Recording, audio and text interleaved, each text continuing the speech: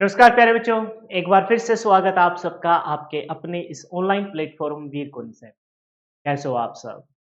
उम्मीद व आशा करते हैं कि सब स्वस्थ होंगे, मस्त होंगे और अपनी तैयारी को बहुत बेहतरीन तरीके से कर रहे होंगे।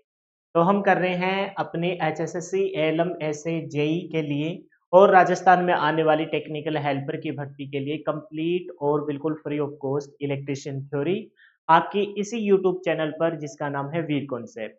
इसी यूट्यूब चैनल पर आपको कंप्यूटर की भी प्लेलिस्ट मिल जाएगी, तो इसको भी साथ-साथ कवर करते रहिए क्योंकि हरियाणा के जो बच्चे हैं या राजस्थान के जो बच्चे हैं इलेक्ट्रीशियन थ्योरी के बाद सेकंड नंबर पर जिस सब्जेक्ट का वेटेज रहता है वो आपका कंप्यूटर है। तो बाद में आपके हड़बड़ाहट में कुछ मोस्ट इम्पोर्टेंट क्वेश्चन पढ़ेंगे, इससे बात नहीं बनेगी, तो उसको साथ-साथ आप कवर कर लीजिए। तो ये आज अपनी इलेक्ट्रीशियन टूल से रिलेटेड विद्युत कार के हस्त औजार से संबंधित 6th क्लास है और सेकंड लास्ट क्लास है। इसके बाद एक क्लास और रहेगी जिसमें मैं फिर इस टॉपिक को बहुत अच्छे से और डिटेल से आपके सामने पूरा करा चुका हूँगा और मैं आपको बता दूँ कि 2 से 3 क्वेश्चन आपकी क्लास को ध्यानपूर्वक सुनने से, डायग्राम को देखने मात्र से ही आपके अटेम्प्ट हो जाएँगे और अगर आप मेरे साथ मेहनत कर रहे हो, क्लास के स्टार्टिंग में रिवीजन वाले पार्ट को स्किप नहीं कर रहे हो और क्लास के एंड में भी अगर आप रिवीजन कर रहे हो, तो इसका मतलब आपको इस टॉपिक का एक सिंगल क्वेश्चन भी गलत नहीं हो सकता। न सिर्फ इस टॉपिक का, मैं आपको पहले भी बोल चुका हूँ और हर क्लास के स्टार्टिंग में बोलता हूँ कि आप इसी प्रकार से कंप्लीट इलेक्ट्रीशियन थ्योरी को कर लीजिए। क्लास के स्टार्टिंग में मैं रिवीजन कराता हूँ, उसको ध्यानपूर्वक सुन लीजिए और क्लास के जस्ट बाद आप रिवीजन कर लीजिए। टॉपिक के एंड होने के बाद वन लाइनर क्वेश्चन लगाइए, फिर उसी टॉपिक से रिलेटेड प्रीवियस ईयर के क्वेश्चन लगाइए, बताइए कब तक कोई चीज़ अपनी पहुँच से बाहर रहेगी। अगर इस प्रकार से बार-बार रिवीजन की आदत डालते हो, बार-बार आप वन लाइनर क्वेश्चनों को, प्रीवियस ईयर के क्वेश्चनों को कवर करते हुए पढ़ते हो, आपका गलत नहीं। तो अब स्टार्ट करेंगे। आज की इस क्लास में मैं कंप्लीट रिवीजन नहीं कराऊंगा, जस्ट पिछली क्लास का रिवीजन कराऊंगा और अगली जो क्लास रहेगी, जो फाइनल क्लास है, उसमें मैं पूरे चैप्टर का रिवीजन कराऊंगा। वो क्लास थोड़ी लंबी भी हो सकती है क्योंकि इस क्लास में मैं सिर्फ और सिर्फ पिछली क्लास का ही रिवीजन कराऊंगा क्योंकि बहुत लंबा फिर सेक्शन हो जाता है। अगली क्लास को थोड़ा सा कंप्लीट कर लेंगे। तो स्टार्ट करेंगे अपनी क्लास को सरस्वती माता का नाम लेके। जय सरस्वती माँ। क्लास की पीएनजी फाइल के लिए कंप्लीट रिवीजन के लिए आप हमारी ऐप पे जाइए। डिस्क्रिप्शन में लिंक है, वीर कॉन्सेप्ट नाम से अपनी ऐप है, उसी पे मॉक टेस्ट मिलेंगे। इन मॉक टेस्ट की प्रैक्टिस कीजिए भाई। इसके सहारे भी सिलेक्शन ले सकते हो। 50 मॉक टेस्ट मात्र 99 रुपीज में मिल रहे हैं। इसमें 3500 प्रीवियस ईयर के इलेक्ट्रीशियन के क्वेश्चन कवर हो रहे हैं, तो इससे बेस्ट कुछ भी नहीं। 1500 क्वेश्चन मैं आपको कंप्यूटर के दे रहा हूँ। 1500 और 1500 क्वेश्चन आपको इंडिया जीके के और हरियाणा जीके के प्रोवाइड करवाए जा रहे हैं। तो ऐप पे ही आपको टेस्ट वाले फोल्डर में इसका लिंक मिल जाए।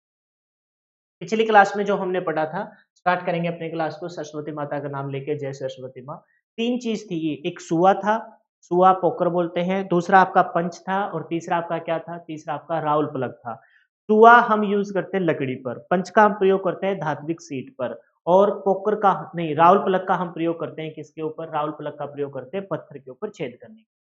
तो सुआ कहाँ प्रयोग किया जाएगा? तो सुए का हम प्रयोग करेंगे जहाँ पर लकड़ी के ऊपर मार्क लगाना हो, मार्क नहीं, एक छोटा सा एक होल करना हो। क्यों होल करते हैं? क्योंकि पेचकस के द्वारा पेच को कसने से पहले अगर वो पेच को डायरेक्ट हम लगाएंगे किसी लकड़ी के ऊपर तो इधर-उधर हिलेगा।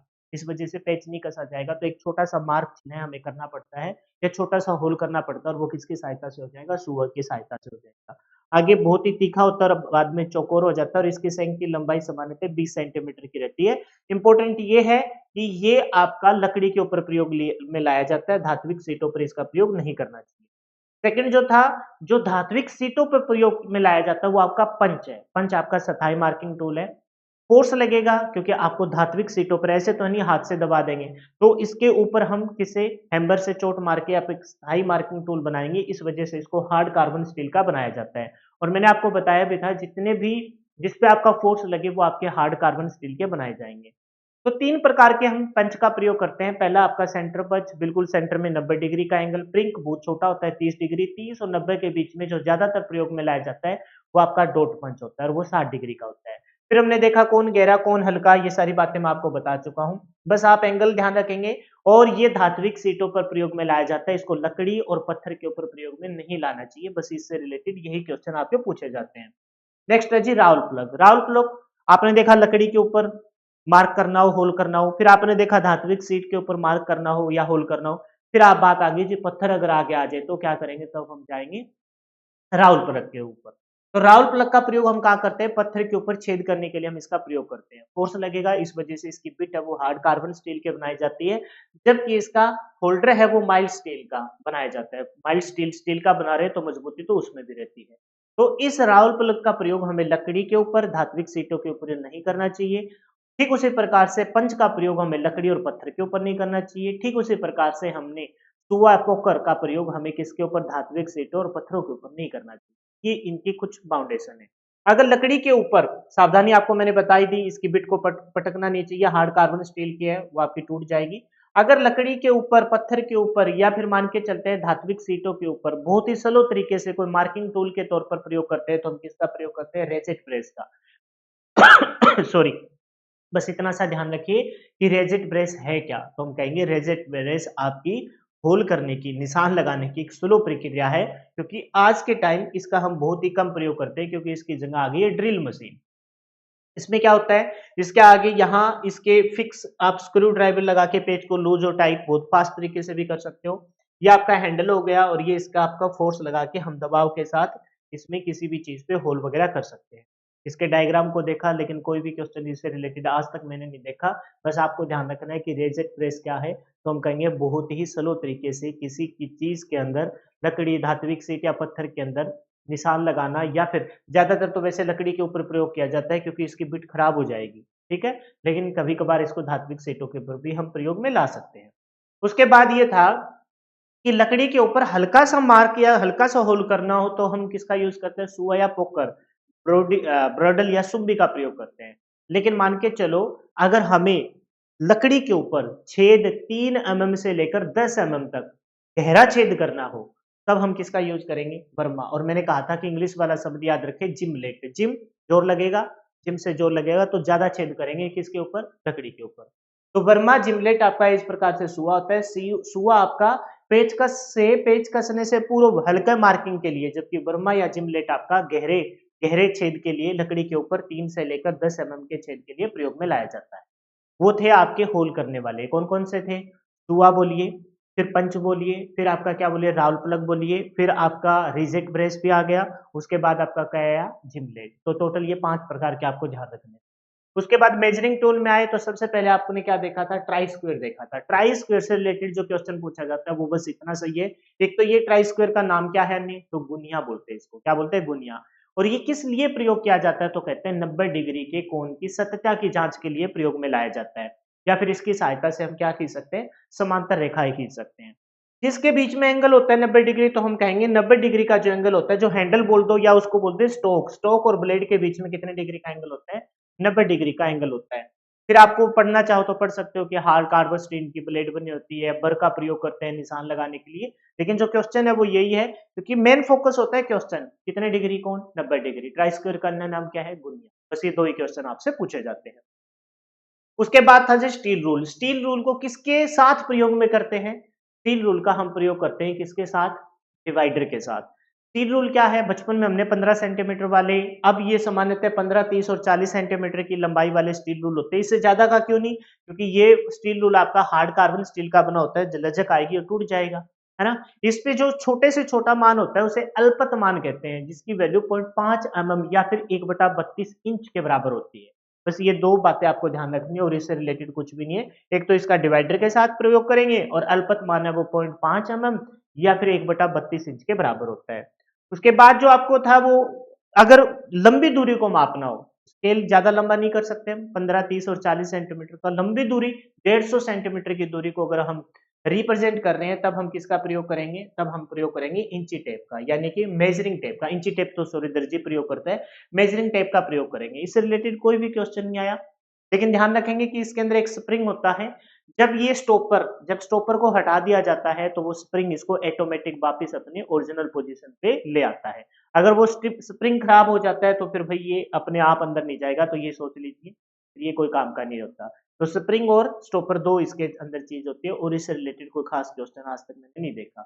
साहुला सिविल इंजीनियर कंस्ट्रक्शन, खास करके जो चिनाई का काम करते हैं उनके द्वारा प्रयोग में लाया जाता है। ये भी आपके ऊर्ध्वाधर और आपको मैंने बताया था वर्टिकल और हॉरिजेंटल। वर्टिकल में ऐसे ऊर्ध्वाधर रेखा की जांच के लिए, क्यों प्रयोग में लाया जाता है? क्योंकि विद्युत कार जब इलेक्ट्रीशियन जब वायरिंग करता है तो वो वायरिंग सीधे गई है कि नहीं गई, तो वो ऊपर से ऐसे साहुला को लटकाता है। आज थोड़ी तबीयत खराब है। तो ये साहुला क्या करता है, एक भारी होता है, रस्सी के साथ या धागे के साथ लटकाया जाता है। तब जब ये शिथिल हो जाता है तो ये बताता है कि भाई आपने तारों को सीधी तरीके से सेट किया है कि नहीं किया, फिटिंग की है कि नहीं की। तो यानी कि ये सत्यता की जांच करता है कि भाई आपके तार सीधे गए हैं कि नहीं गए। और इसका जो साहुला का जो इंग्लिश में नाम है वो थोड़ा ध्यान रख लेना, वो है प्लम बोम, भी आएगा इधर प्लम बोम, बस ये ध्यान रखना, ठीक है। सिविल इंजीनियर के द्वारा प्रयोग में लाया जाता है। उसके बाद था जी डिवाइडर, माइल्ड कार्बन स्टील का या फिर हार्ड कार्बन स्टील का बना होता है। डिवाइडर आपके दो प्रकार के होते हैं, एक तो रिविट किया हुआ, एक स्प्रिंग का। और इसको हम किसके साथ प्रयोग में लाते हैं? स्लाइडिंग रूल के साथ या रूलर के साथ प्रयोग में लाते हैं। और इससे रिलेटेड कोई भी क्वेश्चन नहीं देखा आज तक। 100, 150, 200 mm की लंबाई में उपलब्ध है और इसका प्रयोग स्टील रूल के साथ मापने के लिए प्रयोग में लाया जाता है, क्योंकि स्टील रूल हर जगह फिट नहीं हो सकता। तो पहले स्टील रूल पे डिवाइडर लगाएंगे, दूरी को माप लेंगे और वहां जाके फिर डिवाइडर की सहायता से हम निशान लगा सकते हैं। और इसको हम दूरी को विभाजन के तौर पर, कल मैंने बताया भी था एक डायग्राम बना के, विभाजन के तौर पर इसका प्रयोग में करते हैं। दो प्रकार के होते हैं रिविट। रिविट मतलब जब दो आर्म आपके दोनों एक जगह पर फिक्स की रखी हो, जैसे आपने प्लायर में भी देखा, तो वहां भी आपने दोनों जा को क्या कर रखा था? रिविट कर रखा था। रिविट प्रकार का और स्प्रिंग प्रकार का, ये दो प्रकार के आपके डिवाइडर है। अब यहाँ से हम फ्रेश स्टार्ट करेंगे और आज अपना जो टॉपिक रहेगा वो टॉपिक रहेगा चाबे पाने से रिलेटेड। जब पेचकस की सहायता से हल्के फुल्के पेच को कसना टाइट करना हो तो वो वहां पेचकस आ गया। लेकिन अब नट बोल्ट को कसना या टाइट करना हो तो हम किसका यूज करते हैं? चाबी पाने का यूज करते हैं। देसी भाषा में चाबी पाना कहते हैं, लेकिन इसका प्रॉपर नाम है वो क्या है? स्नीपर सेट, एक प्रकार का सेट होता है। कुछ एक जो स्नीपर सेट है वो सिंगल टाइप के होते हैं, है ना, सिंगल एंडेड होते हैं, मतलब एक ही साइड आपको रिंग प्रकार का या बॉक्स प्रकार का दिखाई देगा। कुछ एक जो स्नीपर सेट होते हैं वो दोनों साइड रिंग प्रकार के होते हैं, रिंग समझते हो ना, दोनों प्रकार के पाने टाइप होते हैं, पाना बोलते हैं इसको। और कुछ एक है वो बॉक्स प्रकार का, ये चाबी टाइप हो गया। तो ये सिंगल एंडेड भी हो सकते हैं, एक साइड आपका रिंग हो या एक साइड आपका बॉक्स प्रकार का हो, ठीक है। रिंग प्रकार का तो उसको पाना बोलेंगे, और जो ऐसे बॉक्स प्रकार का होगा तो उसे क्या बोलेंगे? उसे चाबी बोलते हैं। तो सिंगल एंडेड भी हो सकते हैं, डबल एंडेड भी हो सकते हैं, मल्टी एंडेड भी हो सकते हैं। मल्टी एंडेड मतलब जैसे एक साइड आपका रिंग है और एक साइड आपका बॉक्स है। तो ये स्नीपर सेट अलग अलग में है। इनकी फिर अलग अलग माप भी आते हैं। 14-15 की चाबी, 16-18 का पाना, ऐसे बोले जाते हैं और सब बच्चों को ऑलमोस्ट इसके ध्यान होगा। कहने का मतलब कोई क्वेश्चन बनता है? कोई भी क्वेश्चन आज तक नहीं बना। फिर भी हम डायग्राम के माध्यम से इससे रिलेटेड कोई अगर क्वेश्चन आएगा तो हम ध्यान, बस नट को लूज या टाइट करने के लिए हम इसका प्रयोग करते हैं। तो आज की इस क्लास में ज्यादातर हम चाबी पाने से रिलेटेड, है ना। अगर चाबी पाना प्रयोग में नहीं आ रहा है, स्नीपर सेट प्रयोग में नहीं आ रहा है, तो हम पाइप रिच का प्रयोग कर लेंगे, है ना। पाइप रिच तो आगे आएगा। हम किसका यूज कर लेंगे? मंकी रिच का प्रयोग कर लेंगे, एडजस्टेबल रिच का प्रयोग कर लेंगे। और जहां पर आपके कुछ भी एडजस्ट ना हो रहा हो, पाइप को खोलने टाइट करने के लिए हम पाइप रिच का प्रयोग कर लेंगे। फिर पाइप कटर के बारे में पढ़ेंगे, फिर उसके बाद रीमर के बारे में पढ़ेंगे फिनिशिंग के तौर पर, रिवीट करने के लिए, अस्थायी जोड़ के लिए। फिर आपके रिंग थ्रेड बनाने के लिए चूड़ी को पढ़ेंगे। चूड़ी को थोड़ा डिटेल से पढ़ना होगा क्योंकि इनसे रिलेटेड क्वेश्चन आते हैं कि टेप में क्या क्या होता है। फिर हम पढ़ेंगे कि बाहर की तरफ आपको रिंग चूड़ियां बनानी है तो स्टोक और डाई का प्रयोग किया जाता है। फिर लास्ट में पढ़ेंगे ड्रिलिंग मशीन। ड्रिलिंग मशीन को डिटेल से पढ़ेंगे क्योंकि आज के टाइम में इलेक्ट्रिशियन की मुख्य औजार है ये ड्रिलिंग मशीन, तो इसके रिलेटेड हम बहुत सारी बातों को डिटेल से जानेंगे। फिर हम फिक्स प्रकार की ड्रिलिंग मशीन को देखते हैं और एक एडजस्टेबल यानी कि कैरेबल, या आपकी कैरेबल होगी, पोर्टेबल होगी, और ये फिक्स प्रकार की है। तो अलग अलग ड्रिल मशीन के प्रकार भी पढ़ेंगे और टाइम बचा तो फिर मैं एक पीडीएफ और खोल के आपको कुछ एक्स्ट्रा कराऊंगा। तो कहने का मतलब ये है कि आज की इस क्लास में मोटा मोटा आज की क्या जितने भी क्लास मैंने बताई है, बस आपसे एक ही रिक्वेस्ट की है कि आप ध्यानपूर्वक सुन लीजिए, इतने से भी आपका काम बन जाए। क्लियर है? तो अब स्टार्ट करेंगे बिल्कुल फ्रेश, सरस्वती माता का नाम लेके, जय सरस्वती माँ। और ऑलमोस्ट हमने 10 से 12 मिनट के अंदर रिवाइज कर लिया। और आज की क्लास में तो कम बहुत ही कम क्वेश्चन पूछे गए हैं। वो क्वेश्चन पूछे गए आपकी लास्ट में जाके ड्रिल मशीन से रिलेटेड। लेकिन जो ये बाकी जो चीजें हैं जैसे स्नीपर सेट हो गया, पाइप रिंच हो गया, एडजस्टेबल मंकी रिंच हो गया, ये नाम पेपर में जरूर आए हुए हैं। तो कभी कभार पूछ लिया जाता है मंकी रिच का अन्य नाम क्या है, या मंकी रिच किसका नाम है, समझ गए। तो ये इस प्रकार के बहुत ही बेसिक क्वेश्चन जिसमें आपको डायग्राम देखने के बाद या फिर सुनने मात्र से भी आपका क्वेश्चन अटेम्प्ट हो जाएगा। तो जल्दी जल्दी से इन्हें फिनिश करेंगे और समय बचा तो एक पीडीएफ और खोल ली जाएगी। तो सबसे पहला आज की क्लास का है वो कौन सा है? Sniper set. स्नीपर सेट में मैंने बताया कि भाई ये सिंगल एंडेड भी हो सकते हैं। क्या हो सकते हैं ये, पहले तो ये पढ़ लेते हैं। इसका उपयोग नट बोल्ट को कसने या खोलने के लिए प्रयोग में लाया जाता है। ये नट बोल्ट को कसने या खोलने के लिए इसका प्रयोग करते हैं। ठीक है, पेच को कसने या खोलने के लिए पेचकस, पेचकस से, जब पेच मतलब क्या है, दो चीजों को फिक्स करने के लिए हम प्रयोग करते हैं, किसी चीज को फिक्स करने के लिए। ठीक उसी प्रकार से किसी चीज को फिक्स करने के लिए हम नट बोल्ट का भी प्रयोग करते हैं। बोल्ट के ऊपर नट को लगाएंगे तभी तो कोई चीज फिक्स होगी। तो वहां पर तो पेच पेच है तो पेचकस आ गया, और नट बोल्ट है तो आपका क्या आएगा, स्निपर सेट, चाबी पाना बोल देंगे। ठीक है, इसके जबड़े के साइज को नटों में फिट करने के आकार के अनुरूप इसे बनाया जाता है। कितना बड़ा आपका बोल्ट है, कितना बड़ा आपका नट है, उसी के अनुसार इसके हम उसी के अनुसार इसका प्रयोग में लाएंगे। इसे सिंगल एंडेड मैंने बताया ना, एक साइड हो सकता है आपका ये। एक साइड कैसे भी, एक साइड या तो आपका चाबी हो या आपका पाना हो। पाना हो तो आपका रिंग प्रकार का होगा, और चाबी होगी तो आपकी बॉक्स प्रकार की होगी। ठीक है, डबल एंडेड भी हो सकते हैं, दोनों साइड आपकी मतलब दोनों साइड आपकी चाबी हो, दोनों साइड पाना हो। पाना मतलब गोल रिंग प्रकार का, और चाबी मतलब बॉक्स प्रकार का। सिंगल एंडेड भी हो सकता है, डबल एंडेड भी हो सकता है। फिर आपका रिंग प्रकार का मैंने बता दिया, रिंग प्रकार का, बॉक्स प्रकार का, और स्पेशल में वर्गीकृत किया गया है। कोई स्पेशल बनाना हो तो स्पेशल प्रकार के आपके बन जाते हैं। आपने देखा होगा खास करके जो साइकिल वगैरह ठीक करते हैं, तो साइकिल में अलग अलग साइज के नट बोल्ट होते हैं। तो एक की आती है उनके पास, उस की में अलग अलग एक ही साइड पे, एक साइड तो वो खाली होती है जिसमें आपको पकड़ना है ना, हैंडल हो गया मान लो, और दूसरी साइड ना उस चाबी पे कम से कम 7 से 8 होल होते हैं। कौन कौन से, रिंग टाइप के होते हैं। तो वो मैंने पूछा था कि ये क्या बोलता है, ये स्पेशल की है, क्योंकि साइकिल पे नट बोल्ट ना अलग अलग प्रकार के होते हैं, तो हमें एक ही चाबी से इस ऑलमोस्ट ये चाबी है ना सब पे लग जाएगी। तो स्पेशल प्रकार की वो की हो गई, मल्टी रिंग टाइप प्रकार की है वो। तो कहने का मतलब ये कि जैसे नट बोल्ट है, जैसे नट है, वैसे ही हम स्नीपर सेट का प्रयोग करेंगे। तो सिंगल एंडेड हो सकता है, डबल एंडेड हो सकता है, रिंग और बॉक्स प्रकार के ये हो सकते हैं। सिंगल एंडेड मतलब एक ही साइड प्रयोग में ला सकते हैं, डबल एंडेड दोनों साइड से प्रयोग में ला सकते हैं। रिंग प्रकार मतलब पाना, रिंग प्रकार मतलब पाना हो गया, और बॉक्स प्रकार का मतलब आपकी चाबी हो गई। तो लिख भी रखा है, जैसे ये साफ्ट हो गई, ये आपके दोनों हेड हो गए, ये आपके प्रोफाइल हो गई जिसमें नेट को लगा के लूज या टाइट किया जाएगा। रिंग स्नेपर, रिंग्स स्नेपर का प्रयोग ऐसे स्थानों पे किया जाता है जहां स्थान पर सीमित हो, मतलब चाबी को घुमाने के लिए आपको हाथ चाहिए। ठीक है, चाबी को घुमाने के लिए आपको पूरा स्पेस चाहिए, लेकिन आप रिंग प्रकार का पाने का प्रयोग कर रहे हैं, तो पाने का प्रयोग आप ऐसे थोड़ा सा हाथ को ऊपर करके, जहां पर स्पेस कम है। अब चाबी को घुमाने के लिए तो चाबी को क्या होता है कि भाई इतनी ग्रिप नहीं बनती, इतनी पकड़ नहीं बनती, तो उसके पैरेलली हमें खड़ा होना पड़ता है ऐसे नट को लूज या टाइट करने के लिए। लेकिन चाब पाने जो है वो आपके अलग अलग प्रकार के आते हैं। कुछ एक ऐसे पाने होते हैं जो गहराई तक चले जाते हैं, नट में एडजस्ट हो जाएंगे, और फिर उसका जो हैंडल होता है वो ऊपर की तरफ होता है, क्योंकि जो बनाने वाला है उसको पता होगा कि भाई ये गहराई में स्पेस कम होगा, तो वहां भी तो आपको नट को लूज या टाइट करना है। तो वो पाने की शेप कुछ इस प्रकार से कर रखी है कि भाई वो बिल्कुल उसके पैरेलली हमें खड़े होने की जरूरत नहीं है, आप ऊपर से भी नट बोल्ट को टाइट कर सकते हैं। तो कह रहे हैं कि रिंग स्नेपर, ये जो रिंग है जिसे पाना बोलते हैं, ऐसे स्थानों पे प्रयोग में लाया जाता है जहां स्थान सीमित हो तथा उच्च उत्तोलक शक्ति बहुत ज्यादा, उत्तोलक समझते हो ना, यहाँ पर डायरेक्ट फोर्स नहीं लगता, उत्तोलक के तौर पर फोर्स लगता है जहां पर उच्च उत्तोलक शक्ति की जरूरत हो, उच्च उत्तोलक शक्ति की जरूरत हो। क्योंकि देखो चाबी जब हम यूज करते हैं बॉक्स प्रकार की, तो उसमें एक तो ये रहता है कि भाई वो नट से निकलने का डर रहता है, दूसरी बात इतना फोर्स भी नहीं लगता। पाने में हम उच्च उत्तोलक का प्रयोग कर सकते हैं, और स्पेस भी कम हो वहां भी हम रिंग टाइप प्रकार के पाने का प्रयोग में लाए जा सकते हैं।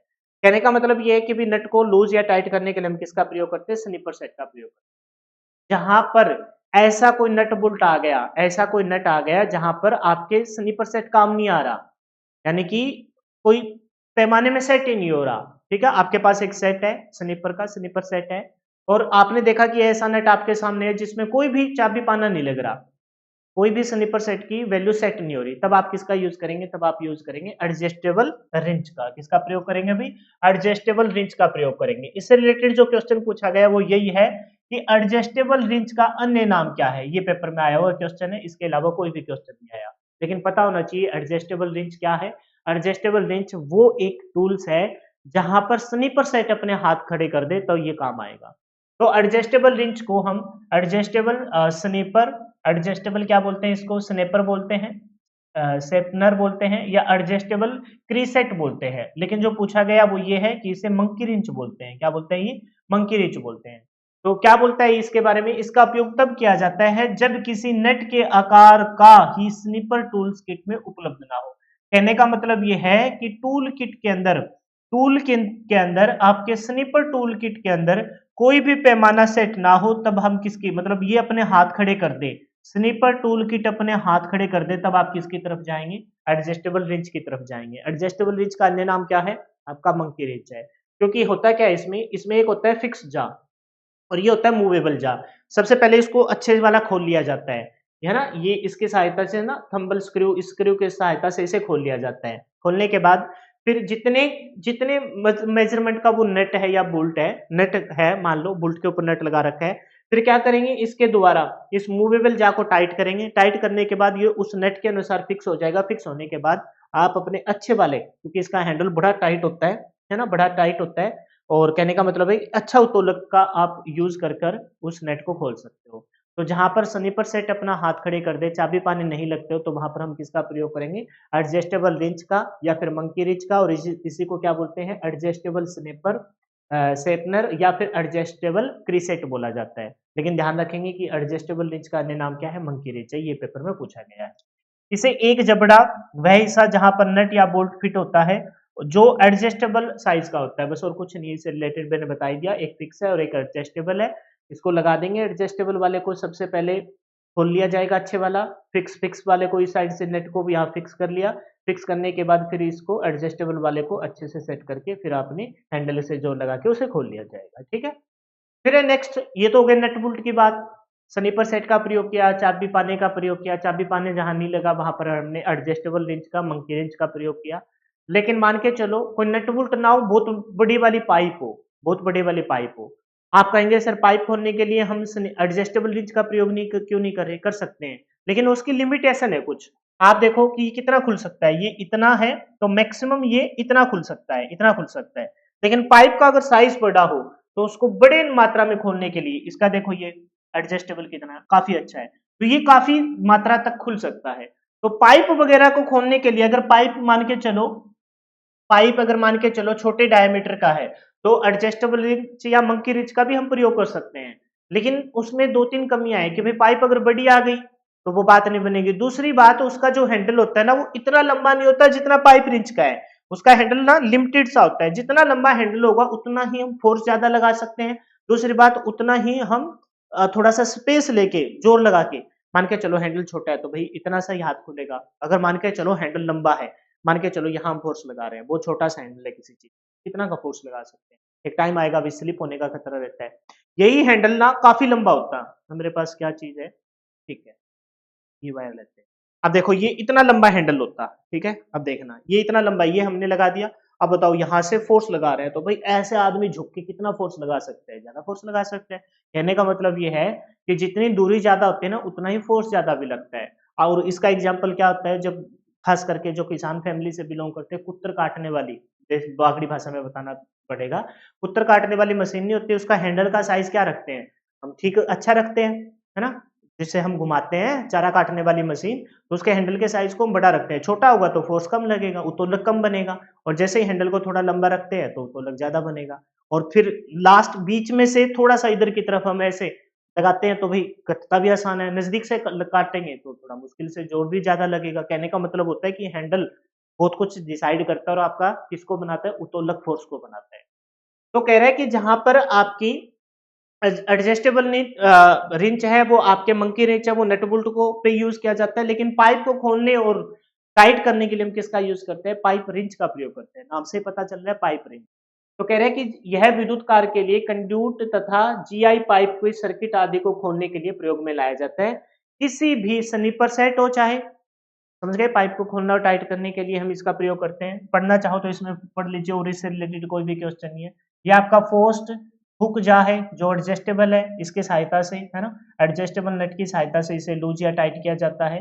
ये आपकी सेल्फ क्लीनिंग थ्रेड है ना, ये थ्रेड है क्योंकि इसको पकड़ मजबूत बनानी है, आपको इसको साफ करते रहना चाहिए, ठीक है, नहीं तो एक टाइम आएगा कि ये अच्छे से अगर यहाँ से इसके अंदर मिट्टी वगैरह या फिर आपके धात्विक सीटों के कण वगैरह फंस जाएंगे तो ग्रिप नहीं बनेगी। फिर कह रहे हैं कि रिप्लेसेबल टवाइस, कुछ नहीं है और कुछ ध्यान नहीं देना, ये आपका हैंडल हो गया। अब मैं क्या बता रहा हूं, ये बात को पढ़ लीजिए आप, ये काम की बात है। किसी भी स्निपर पाइप रिंच का उपयोग, किसी भी स्नैपर या पाइप रिंच का उपयोग हथौड़े के साथ नहीं करना चाहिए। पता है क्या लगता है हमें कि भाई ये तो अच्छा काफी हैवी है। सबसे पहले हमने देखा स्लीपर सेट, चाबी पाना, उसका वजन ठीक है। तो जब कभी हमें चीज को कभी कभार क्या होता है, हम अपने डेली लाइफ के रूटीन से हम देखते हैं कोई नट बोल्ट पे जर लग जाए, जर लग गया है कोई बोल्ट पे, खुल नहीं रहा। तो हमने देखा कि भाई यार ये तो खुल नहीं रहा, तो हम क्या करते हैं, उसी चाबी पाने से ना उसको ऐसे पीटने लग जाते हैं। व्यवहारिक सी बात है कि भाई जर वगैरह लगा है ना? तो हमें लगता है कि भाई ऐसी थोड़ी-सी हल्की-फुल्की चोट मारेंगे तो जर के कण है ना कुछ हट जाएँगे, कुछ चूड़ियाँ लूज़ हो जाएँगी तो हम उसे खोल लेंगे। लेकिन वो बहुत गलत है।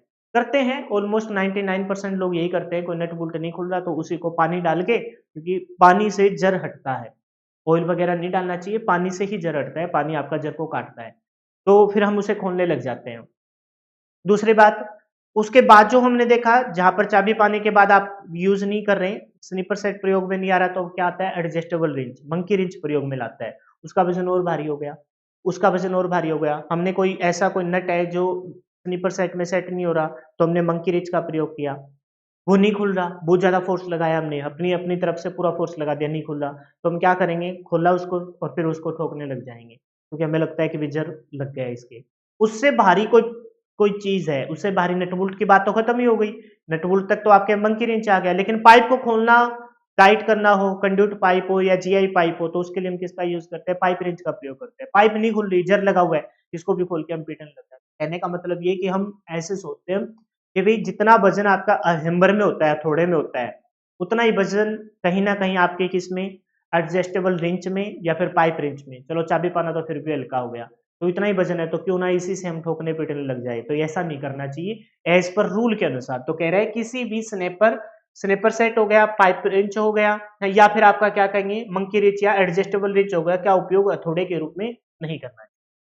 तो इनसे रिलेटेड कोई खास क्वेश्चन आप तक नहीं बना, बना है वो एडजस्टेबल रिंच का अन्य नाम क्या है, मंकी रिंच है। नट को खोलने टाइट करने के लिए हम किसका यूज करते हैं, स्नीपर सेट का। स्नीपर सेट अपने हाथ पांव खड़े कर दे तो एडजस्टेबल रिंच, जिसका अन्य नाम मंकी रिंच, जो क्वेश्चन पूछा गया है। और किसी पाइप को खोलने या टाइट करने के लिए हम किसका यूज करते हैं, पाइप रिंच का प्रयोग करते हैं। और कुछ भी क्वेश्चन इनसे रिलेटेड नहीं आया, हालांकि हमने डिटेल से इनको पढ़ भी लिया है। नेक्स्ट है जी पाइप कटर। पाइप को खोलना टाइट करना तो हमने देख लिया, लेकिन पाइप को काटने की जरूरत पड़ जाए तो हम किसका प्रयोग करते हैं, पाइप कटर का प्रयोग करते हैं। बस ध्यान रखेंगे कि भाई पाइप कटर क्या है, पाइप को काटने के लिए प्रयोग में लाया जाता है। कोई क्वेश्चन आज तक मैंने नहीं देखा प्रीवियस ईयर के क्वेश्चन, फिर भी इनको पढ़ लिया जाए। इसमें भी क्या होता है, एक आपको पता है कि पाइप को साइज के अनुसार एडजस्ट करना होता है। तो इसमें क्या होता है, एक मूवेबल जा होता है। इस मूवेबल जा में एक यहाँ ब्लेड लगी होती है, और ये जो फिक्स जा होता है इसमें दो ब्लेड होती है। एक ब्लेड होती है उस पाइप को घुमाने के लिए जिसको काटने वाले हो, और एक पाइप होती है, एक ब्लेड होती है आपकी कटर के तौर पर, है ना? तो एक इस साइड से कटर की पाइप और एक इस साइड से पाइप नहीं, सॉरी, एक इस साइड से ब्लेड और एक इस साइड से ब्लेड आपकी पाइप को काटने के लिए काम में लाई जाती है। तो कह रहा है कि इसमें 3 कटिंग ब्लेड होती है। कितनी ब्लेड होती है? 3 कटिंग ब्लेड होती है इसमें, ठीक है भाई। कह रहा है कि जिसमें से एक ब्लेड स्थिर जबड़े में कसा जाता है, ये आपका फिक्स जा है ना? आप कहोगे ये फिक्स जा कैसे है सर? आपने तो पीछे जो बताए थे, ऊपर वाला तो आपका एडजस्टेबल जा होता था। उससे पहले भी हमने देखा कि ये वाला तो एडजस्टेबल जा है, तो ये वाला बाहर वाला आपका फिक्स जा कैसे है? क्योंकि भाई इसके आप ध्यान से देखोगे तो ये वाला जो है, ये आपका इस नोब से, इस नोब से, इस नेट की सहायता से आगे पीछे किया जाता है। ये आपका स्लाइडिंग रोल हाउसिंग, इसको आगे पीछे किया जाता है। ये आपका फिक्स जाए, पाइप को यहाँ बीच में रखेंगे, जैसे ये कोई विद्युत कार्य इसको काटने की कोशिश कर रहे हैं, पाइप को रखा और फिर इसकी सहायता से इसको टाइट कर लिया जाता है, ठीक है। तो कह रहे हैं कि एक ब्लेड है वो तो आपके फिक्स जबड़े में होता है, और दो ब्लेड संचल जबड़े में, मतलब जो मूवेबल है उस जबड़े में लगाया जाता है, जो औजार को पाइप को घुमाने के साथ साथ गति कराते हैं। घुमाने के साथ साथ, जैसे मैंने बताया था, जहां पर कोई चीजों को काटना हो, होल करना हो, तो उसे थोड़ा थोड़ा थोड़ा थोड़ा घुमाते रहना चाहिए। चाहे आप किसका किसके सहायता से काट रहे हो, हेक्सा की सहायता से काट रहे हो, आरी के सहायता से काट रहे हो, कोई होल कर रहे हो, तो आपको अपनी बिट को थोड़ा थोड़ा थोड़ा घुमाता रहना चाहिए। कल मैंने प्रैक्टिकली आपको एग्जाम्पल के सहारे भी बताया था। इसका उपयोग कंड्यूट तथा जीआई पाइप को काटने के लिए प्रयोग में लाया जाता है। कुछ नहीं है, पाइप कटर का प्रयोग किसके तौर पर किया जाता है, तो हम कहेंगे पाइप को काटने के लिए हम पाइप कटर का प्रयोग करते हैं। ये एक टूल्स में एक टूल है, इस वजह से यहाँ आपको बता दिया गया, अदरवाइज इससे रिलेटेड कोई भी क्वेश्चन नहीं आया। नेक्स्ट है जी रीमर। रीमर आपका कहाँ प्रयोग में लाया जाता है? बहुत ही सिंपल सा टूल है। रीमर बहुत ही कम हम यूज करते हैं, बहुत ही कम आपने रेयरली इसको देखा होगा, लेकिन फिर भी अपना एक टूल है, इसको पढ़ना पड़ेगा। जब आपने ड्रिल मशीन से कोई होल कर दिया हो, होल करने के बाद इतनी फिनिशिंग तो नहीं होती। आपने देखा होगा जब भी हम कोई नई चीज़ बनाते हैं तो वहाँ पर आपकी कुछ खुरदरापन रह जाता है। जैसे मान के चलो आपने किसी पाइप को काटा, काटने के बाद आप उसे टच करना, जिस जहाँ से आपने काटा उस सरफेस को टच करना, तो आप देखोगे भी यार या तो बहुत ही नुकीले कोई पार्ट हो गए या खुरदरापन आपको दिखाई देगा, है ना? तो फिर वहाँ पर फिनिशिंग करने के लिए आपने फाइलिंग का यूज़ किया, फाइल का यूज़ किया। ठीक उसी प्रकार से ड्रिल मशीन से जब आपने कोई होल बना दिया, कोई लकड़ी में बना दिया या फिर और कहीं कोई कोई भी धात्विक शीट पे बना दिया या कहीं भी बना दिया, एक होल बना दिया, दीवार में बना दिया, तो आप देखोगे कि इतने अच्छे से उसकी फिनिशिंग नहीं हुई और उसके अंदर से आपने कोई वायरिंग गुजारनी है। तो जब वो वायर आप वहाँ से उसे गुजारोगे तो खुरदरापन है, कोई नुकीला भाग है तो वो उस वायरिंग के इंसुलेशन को ब्रेक कर देगा। इंसुलेशन कट लग जाएगा, इंसुलेशन आपका खराब हो जाएगा और फिर आपके विद्युत के झटका लगने का खतरा बना रहता है। दीवार में हल्का-फुल्का करंट भी आ जाता है। आपने देखा होगा कि बारिश के मौसम में आपकी दीवारों में हल्का-फुल्का करंट पुराने टाइप के मकान हैं, उनमें आता रहता है। क्यों आता रहता है? क्योंकि फिटिंग के बहुत पुरानी फिटिंग है, वायर बहुत पहले से गया हुआ है, अब उसका इंसुलेशन ब्रेक हो गया और जैसे ही बारिश होती है तो सीलन वगैरह आ गई दीवार में, सीलन आने के बाद आपकी अर्थिंग पॉइंट आपका लूज़ हो गया और आपको हल्का-फुल्का करंट लगना, झटका लगना स्टार्ट हो जाता है। तो उस इंसुलेशन ब्रेक को होने से बचाने के लिए, उस होल की फिनिशिंग करने के लिए हम किसका प्रयोग करते हैं? रीमर का प्रयोग करते हैं। किसका प्रयोग करते हैं? भी रीमर का। लोग ऐसे सोचते हैं कि भी रीमर का प्रयोग ना होल निकालने के लिए प्रयोग में लाया जाता है, इसकी सहायता से होल निकालेंगे। नहीं, गलत बात है। वो कह रहे हैं कि हेक्सा या पाइप कटर के काटे गए पाइप के टुकड़ों के सिरे के काफ़ी नुकीले हो जाते हैं। उन्हें साफ करने के लिए हम किसका फिनिशिंग करने के लिए कहने का मतलब है कि ये मेन टूल क्या है? फिनिशिंग के तौर पर प्रयोग लाए जाने वाला टूल है। इसका उपयोग किया जाता है ताकि वायरिंग करते समय केबल का इंसुलेशन ब्रेक ना हो।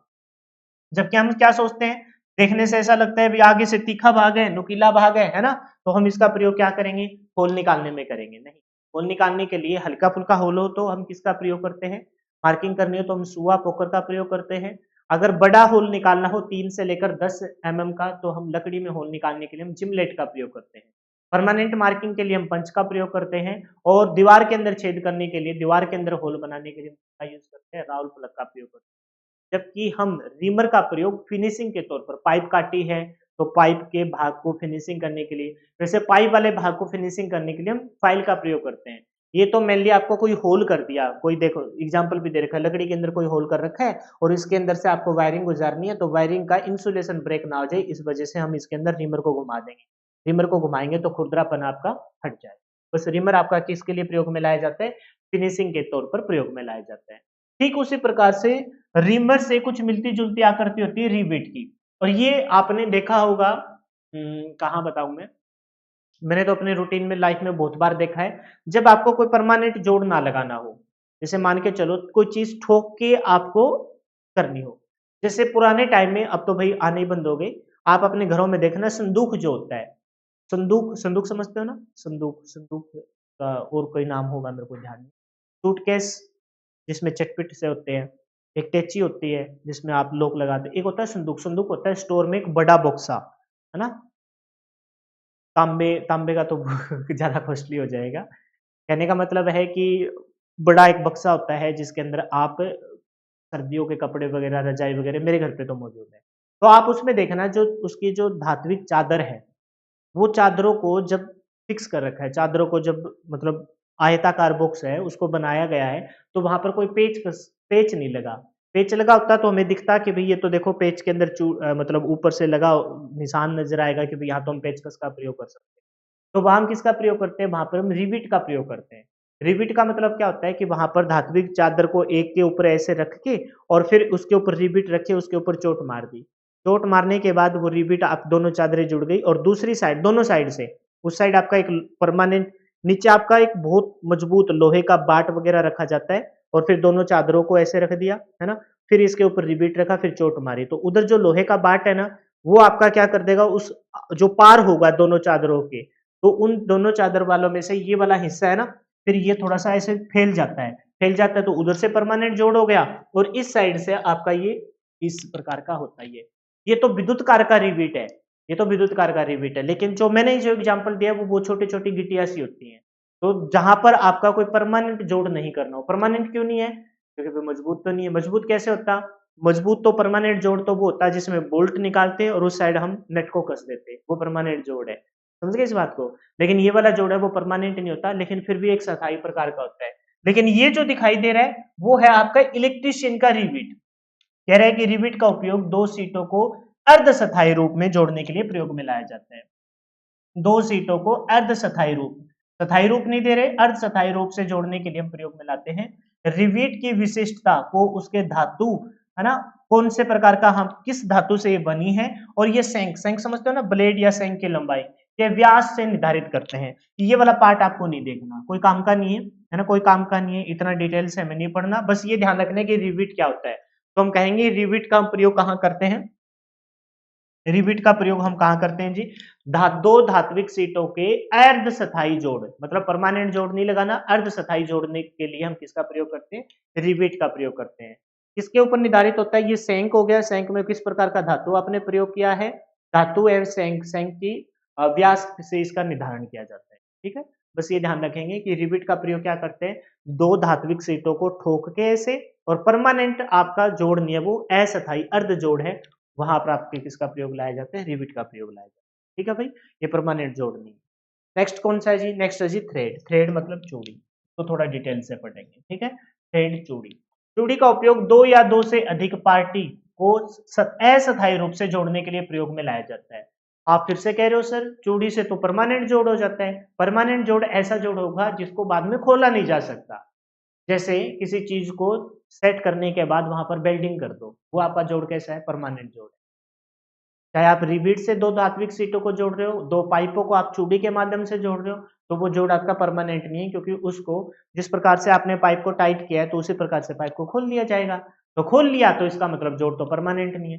तो परमानेंट जोड़ कैसे होगा? परमानेंट जोड़ तब होगा जब चीजों को सेट करने, मान के चलो कि आपने चूड़ी से ही दो पाइपों को जोड़ दिया और उसके बाद उसके चारों तरफ से आपने बेल्ट कर दिया। अब बताओ कैसे खोलोगे? तो वो वाला जोड़ है, जरूरी नहीं कि चूड़ी की सहायता से किया जाए। आप दो पाइपों को पहले सेट कर लीजिए, हल्का फुल्का उनको एडजस्ट कीजिए, एक छोटे पाइप में बड़े पाइप को, व्यास उनका अलग अलग है, तो सेट हो गया। थोड़े से उसके ऊपर फोर्स से दबाया दोनों साइड से, हैमर से थोड़ी थोड़ी हल्की फुल्की चोट लगाई।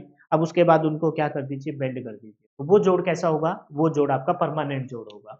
तो कह रहे हैं कि चूड़ी का प्रयोग दो या दो से अधिक पार्टी को अस्थायी रूप से जोड़ने के लिए हम किसका प्रयोग करते हैं? चूड़ी का प्रयोग करते हैं। पावर ट्रांसमिशन, सूक्ष्म मापी यंत्रों आदि में इसका प्रयोग में किया जाता है। मतलब जहां जहां जरूरत पड़ेगी जोड़ बनाने के लिए हम किसका प्रयोग करेंगे? चूड़ी का प्रयोग करेंगे। चूड़ी बनाई जाती है, थ्रेड बनाई जाती है, और उसके ऊपर दूसरे पाइप को कस लिया जाता है। चूड़ी सामान्यतः निम्न प्रकार के होते हैं, जिसमें सबसे पहले बोलेंगे मीट्रिक थ्रेड। इसके फुल फॉर्म एग्जाम में पूछी गई है, तो थोड़ा डिटेल से हम पढ़ेंगे। Metric thread, BSW thread, BSP thread, और एक है जी स्क्वायर थ्रेड। कौन सी है? Square thread. ठीक है, और लास्ट में है जी बेट्रेस थ्रेड। थोड़े नाम थोड़े अजीब से है, लेकिन परेशान मत होना, मैं 3-4 बार रिपीट करूंगा, आपको याद हो जाएंगे। ठीक है, तो इसको थोड़ा डिटेल से पढ़ें। तो पहले तो एक बार ये देखते हैं कि भी ये थ्रेड आपको कहाँ कहाँ करनी है, चूड़ी आपको कहाँ कहाँ बनानी है। एक तो देखो, पाइप के अंदर की तरफ थ्रेड होगी, एक पाइप के बाहर की तरफ थ्रेड होगी। पहले चूड़ी के बारे में हम पढ़ रहे हैं, थ्रेड होती क्या है, कौन कौन से थ्रेड है, कौन सी मानक थ्रेड है, और सबसे मजबूत थ्रेड कौन सी है। और दो ये फुल फॉर्म, ये पेपर में पूछी गई है। पहले उन्हीं चीज पे फोकस करते हैं जो पेपर में पूछी गई है। चूड़ी का पता लग गया। एक तो अंदर की तरफ चूड़ी होगी, अंदर की तरफ जो चूड़ी जब काटी जाएगी वो किसकी सहायता से काटी जाएगी? तो हम कहेंगे टेप की सहायता से। टेप है वो अंदर की तरफ चूड़ी को बनाएगी। ठीक है, बाहर की तरफ जो चूड़ी बनेगी वो किसकी सहायता से? स्टोक या डाई की सहायता से। थ्रेड मतलब चूड़ी लगाना, अस्थायी जोड़ बनाने के लिए हम थ्रेड का प्रयोग करते हैं। तो अंदर की तरफ चूड़ी हो गई, एक तो किसी पाइप के अंदर की तरफ चूड़ियां हैं, एक पाइप के बाहर की तरफ चूड़ी है। अंदर की तरफ जो चूड़ी होगी वो किसकी सहायता से? तो हम कहेंगे टेप की सहायता से। बाहर की तरफ जो चूड़ी होगी वो किसकी सहायता से? स्टोक या डाई की सहायता से। ये बात क्लियर होगी। चूड़ी अस्थायी जोड़ है, अंदर की तरफ है टेप, बाहर की तरफ है स्टोक या डाई। याद भी करा दूंगा, टेंशन मत लेना। फिर ये थ्रेड से रिलेटेड और क्या क्वेश्चन बन सकता है? तो थ्रेड से रिलेटेड क्वेश्चन जो बनेगा वो ये बनेगा कि सबसे ज्यादा जो प्रयोग में लाई जाती है थ्रेड, जो सबसे ज्यादा मजबूती वाला जोड़ जो बनाती है, हालांकि ऐसा था ये, लेकिन उसमें भी मजबूती का जो जोड़ बनाती है वो कौन सी थ्रेड बनाती है? वो बनाती है आपकी जी स्क्वायर थ्रेड। कौन सी बनाती है? Square thread. एक ही क्वेश्चन आपका पूछा जाएगा, स्टार कर देता हूँ आपको कि सबसे मजबूत जोड़ कौन सी थ्रेड का है? तो कहेंगे स्क्वायर थ्रेड का उपयोग भारी कार्यों या पावर ट्रांसमिशन में किया जाता है, जैसे स्क्रू, जैक या वाई स्पिंडल। यानी कि सबसे मजबूत जो जोड़ रहता है थ्रेड का वो कौन सा रहता है? स्क्वायर है। मजबूत कैसे है? क्योंकि ये भारी कामों में प्रयोग, भारी में मजबूत है। हल्के वाले थ्रेड तो आपके खुल जाएंगे, लूज हो जाएंगे, खतरा बना रहेगा, चीजों को अलग हो जाएगी। लेकिन अगर आप भारी कामों में जहां पर बहुत ज्यादा फोर्स लग रहा हो, बहुत ज्यादा आपका प्रेशर बन रहा हो, तो वहां पर आप कौन सी थ्रेड का प्रयोग करेंगे? स्क्वायर थ्रेड का प्रयोग करेंगे। स्क्वायर थ्रेड क्यों है सर मजबूत? तो देखो, जो राउंड थ्रेड होती है, गोलाकार जो थ्रेड होती है, तो वो टाइम के साथ है ना, हल्का फुल्का झटका बटका लगा तो चीजें लूज होती जाती है। क्यों? क्योंकि वो राउंड शेप में है। वो कैसे शेप में है जी? राउंड शेप में है। राउंड शेप में बाहर की तरफ कर रखी हुई या अंदर की तरफ, लेकिन है राउंड शेप में। एक आपकी स्क्वायर थ्रेड है ना, इसके लिए पाइप का डायमीटर भी कैसा होना चाहिए? आपको आइडिया लग गया होगा। स्क्वायर थ्रेड है तो वो इतने आसानी से लूज या टाइट नहीं होती, समझ रहे हो ना, लूज नहीं होती। तो सबसे मजबूत थ्रेड कौन सी है? तो आप कहेंगे स्क्वायर थ्रेड है। थ्रेड से रिलेटेड क्या है? असथाई जोड़ है। अंदर की तरफ लगेगा, टेप की सहायता से थ्रेड बनाएंगे। बाहर की तरफ बनाएंगे तो स्टोक या डाई की सहायता से हम थ्रेड बनाएंगे। थ्रेड मतलब चूड़ी, इसकी सहायता से चीजों को टाइट किया जाता है, कसा जाता है। कौन कौन सी थ्रेड हो सकती है? Metric thread. ये एक वो थ्रेड है जो मानक पैमाना सेट कर दिया। कहने का मतलब ये है कि भाई दो चीजों का जोड़ हमने अपने इंडिया से लगा के भेजा, दो पाइपों का जोड़, और वो भेज दी हमने कहां पर भेज दी? यूएसए में भेज दी। तो वहां यूएसए में उस प्रकार का थ्रेड का कोई डायमीटर तो होगा ही होगा, क्योंकि वो मान के चलो वो थ्रेड आपकी ऊपर वाले दो थ्रेड है ना खराब हो गए, तो आगे ऊपर वाले खराब हो गए तो ऊपर से पाइप को काट दिया गया, तो नीचे फिर दो थ्रेड और बना दी गई ताकि पाइप की मजबूती बनी रहे, समझ गए। लेकिन जैसी थ्रेड हमने इंडिया में बना के भेजी थी, जैसी चूड़ी हमने बना के भेजी थी, वैसी चूड़ी वहां पर भी होनी चाहिए। तो हम कौन सी थ्रेड का प्रयोग करेंगे? हम मीट्रिक थ्रेड का प्रयोग करेंगे। तो मीट्रिक थ्रेड कौन सी थ्रेड है? तो हम कहेंगे ये अंतरराष्ट्रीय मानक थ्रेड है। अंतरराष्ट्रीय मानक संगठन आईएसओ द्वारा निर्दिष्ट एक मानक थ्रेड है। मतलब जो हम अपने इंडिया में जो थ्रेड बनाने के लिए टेप या स्टोक या डाई का प्रयोग कर रहे हैं, वही टेप, स्टोक या डाई जो हमने यहां प्रयोग किए वही की वही कहां प्रयोग होगी? यूएसए में प्रयोग होगी। अगर हम उसके ऊपर ये लिख के भेजेंगे कि हमने मीट्रिक थ्रेड का प्रयोग किया है, समझ गए। मीट्रिक का मतलब समझते हो ना? मीट्रिक का मतलब होता है जो अंतरराष्ट्रीय मापदंडों पर खरा उतरे। तो अंतरराष्ट्रीय मापदंड, अंतरराष्ट्रीय मानक संगठन आईएसओ द्वारा है ना एक थ्रेड डिसाइड कर दी गई कि भाई जब चीजों को इंपोर्ट और एक्सपोर्ट करना हो, तो वहां पर दो अस्थायी जोड़ लगाने के लिए हमने चूड़ी कसी, थ्रेड लगाई, थ्रेड लगाने के बाद हमने अस्थायी एक जोड़ बना दिया। तो वो थ्रेड जो आप यहाँ यूज करो वही आपके अमेरिका में यूज हो जाए, वही इंग्लैंड में यूज हो जाए, वही अपने पड़ोसी देश है ना पाकिस्तान में यूज हो जाए, वही अपने श्रीलंका में यूज हो जाए, तो वो कौन सी थ्रेड होगी? तो वो हो गया आपकी मीट्रिक थ्रेड। ये अंतरराष्ट्रीय मानक संगठन आईएसओ द्वारा निर्दिष्ट एक मानक थ्रेड है, जिसे पिंच और व्यास मिलीमीटर में व्यक्त किया जाता है। पिच क्या है वो थोड़ी देर नेक्स्ट पेज में आपको पता लगेगा। जिसका पिच और व्यास किसमें मेजर किया जाता है? मिलीमीटर में मापा जाता है। इसका कोड एम है, एम फॉर मीट्रिक थ्रेड, और इसका फ्लैंक कोण 60 डिग्री होता है। फ्लैंक कोण कितना होता है? 60 डिग्री। मतलब कि यहाँ इंडिया में, इंडिया की कोई चीज हम बाहर इंपोर्ट एक्सपोर्ट कर रहे हैं, तो जब हम उसकी थ्रेड को काटेंगे तो उसका फ्लैंक कोण कितना होना चाहिए? उसका फ्लैंक कोण क्या होता है थोड़ी देर में पता चलेगा, 60 डिग्री होना चाहिए। और उसका हमने नाम रख दिया क्या? कोड दे दिया उसका एम। 60 डिग्री की थ्रेड, 60 डिग्री के फ्लैंक कोट पे हमने चूड़ियां काटी, 60 डिग्री के थ्रेड पर हमने चूड़ियां काटी, काटने के बाद उसका एक स्टैंडर्ड नाम रख दिया एम। जैसे मेरा नाम वी से स्टार्ट होता है, आपका नाम आर से स्टार्ट होता है, एस से स्टार्ट होता है, पी से स्टार्ट होता है, तो आपका कोई पर्टिकुलर नाम हो गया। ठीक उसी प्रकार से जब फ्लैंक कोण 60 डिग्री का हुआ तो उसका नाम हमने कोड रख दिया एम। M for metric. तब यहाँ इंडिया की जो मीट्रिक है वही मीट्रिक आपकी किसके साथ मैच हो जाएगी? यूएसए के साथ मैच हो जाएगी। तो अंतरराष्ट्रीय स्तर पर कौन सी थ्रेड का प्रयोग किया जाता है? मीट्रिक थ्रेड का प्रयोग किया जाता है। फिर इसके अलावा कौन कौन सी थ्रेड है? एक है जी आपकी बी एस डब्ल्यू और एक है जी आपकी बी एस पी। ये दो फुल फॉर्म आप ध्यान रख लेना, फुल फॉर्म बहुत ही आसान है। क्या कहेंगे? ब्रिटिश स्टैंडर्ड व्हीटवर्थ, ब्रिटिश स्टैंडर्ड व्हीटवर्थ, और दूसरी है ब्रिटिश स्टैंडर्ड पाइप। यानी कि ये दो प्रकार की थ्रेड है। जैसे मान के चलो इंग्लैंड में ब्रिटिश में, मतलब ब्रिटेन में आपकी कोई एक चूड़ी काटी गई, थ्रेड बनाई गई, और उसके ऊपर रख दिया बी एस डब्ल्यू, और वही अपनी इंडिया में इंपोर्ट कर लिया गया सामान, तो उसके ऊपर देखा बीएसएफ, बीएसएफ नहीं बीएसडब्ल्यू या बीएसपी, तो हम देख पाएंगे कि भाई अच्छा ये बीएसडब्ल्यू है, इसका मतलब ब्रिटेन से आई है, तो ठीक है उसकी उसका उस जैसा स्टोक या डाई निकालो। स्टोक या डाई बाहर की तरफ थ्रेड करने के लिए, या फिर उस जैसा आपका क्या निकालें, टेप निकालें। कौन सा टेप निकालेंगे, तो हम निकालेंगे BSW या BSP, यानी कि ये अमेरिका के स्पेशल थ्रेड है। अंतरराष्ट्रीय स्तर पर सबके लिए मीट्रिक थ्रेड। ब्रिटेन में जो यूज होती है वो कौन सी है, BSW या BSP, ब्रिटिश स्टैंडर्ड व्हिटवर्थ और ब्रिटिश स्टैंडर्ड पाइप, ब्रिटिश मानक पाइप। समझ गए। फिर कहता है कि एक स्क्वायर थ्रेड, जो हमने बताया कि भारी कामों के लिए हम किसका प्रयोग करते हैं, स्क्वायर थ्रेड का प्रयोग करते हैं। मजबूती वाली ये थ्रेड होती है क्योंकि इसमें राउंड शेप में ना होकर स्क्वायर में होती है। इस थ्रेड के किनारे बिल्कुल चौकोर होते हैं, चौकोर होते हैं, राउंड शेप में ना होकर कैसे होंगे, चौकोर होंगे। एक लास्ट में जो थ्रेड देखी थी वो कौन सी थी, बेट्रेस थ्रेड थी। ये एक तरफ से तिरछा फ्लैंक होता है और दूसरी तरफ से चौकोर होता है। इसके बारे में कोई खास आपको ध्यान नहीं देना। कुल मिलाकर थ्रेड चूड़ी काट रहे हैं अस्थायी जोड़ बनाने के लिए, है ना। अस्थायी जोड़ बनाने के लिए हम चूड़ी काट रहे हैं। तो चूड़ी आपकी दो प्रकार से काटी जा सकती है। अंदर की तरफ चूड़ी काटेंगे तो किसका प्रयोग करेंगे, टेप का प्रयोग करेंगे, टेप का प्रयोग करेंगे। बाहर की तरफ चूड़ी काटेंगे तो स्टोक या डाई का प्रयोग करेंगे। फिर हम देख सर, चूड़ी काट रहे हैं तो कोई आपके अलग अलग एंगल बनेंगे, तो कोई एक ऐसा एंगल डिसाइड करते हैं कि जो इंडिया में जो चूड़ी काटे वो यूएसए में चूड़ी काटे, या फिर आपके इंग्लैंड में चूड़ी काटे, है ना, थ्रेड बनाए तो उन सबकी मैच हो जाए। तो उसके लिए हमने एक मानक थ्रेड डिसाइड कर दी, मीट्रिक थ्रेड, जिसको आईएसओ द्वारा मानित है। और उसमें उसको हम डिसाइड करते हैं किसके द्वारा, फ्लैंक कोण जो बनाएंगे वो 60 डिग्री का बनाएंगे और उसके ऊपर कोड रख देंगे एम, एम नाम का कोड रखा जाएगा। फिर इसके अलावा सर कौन कौन सी थ्रेड है, तो हमने कहा कि ब्रिटेन में दो स्पेशल प्रकार की थ्रेड चलती है, ब्रिटिश स्टैंडर्ड व्हिटवर्थ और ब्रिटिश स्टैंडर्ड पाइप, ये ब्रिटेन में यूज होती है। स्क्वायर थ्रेड के बारे में मैंने बता दिया, चौकोर होती है और मजबूती वाले जहां पर ज्यादा आपका जोर लगता हो वहां पर हम स्क्वायर थ्रेड का प्रयोग करेंगे। एक है बेड रेस थ्रेड, इसमें एक साइड से तिरछा और दूसरी साइड से आपकी चौकोर। कहने का मतलब है ये थ्रेड के हमने अलग अलग नाम देख लिए, ठीक है। अब देखते हैं जी थ्रेड में सबसे पहले ये डायग्राम है, इससे रिलेटेड कोई भी क्वेश्चन नहीं आया, लेकिन फिर भी जो एक पीछे हमने देखा है ना, ये वाला कि फ्लैंक कोण 60 डिग्री का होता है, तो इससे रिलेटेड उस डायग्राम को जानना जरूरी है कि एटलीस्ट आपको पता तो होना चाहिए ना फ्लैंक कोण है क्या। तो ये देखो, ये एक पाइप के ऊपर ना, ये कोई भी एक डिवाइस होगी जिसके ऊपर थ्रेड को काट रखा है। सारी चीजों को पढ़ेंगे आपको बहुत आसानी से याद भी हो जाएगा और समझ में भी आ जाएगा। समझते हैं पहले, जो जो थ्रेड काटी है उसमें दो प्रकार की शेप बनेगी। आपको शेप दिखाई दे रही है ना, ये देखो ये शेप दिखाई दे रही है, ये शेप दिखाई, रेड मार्क,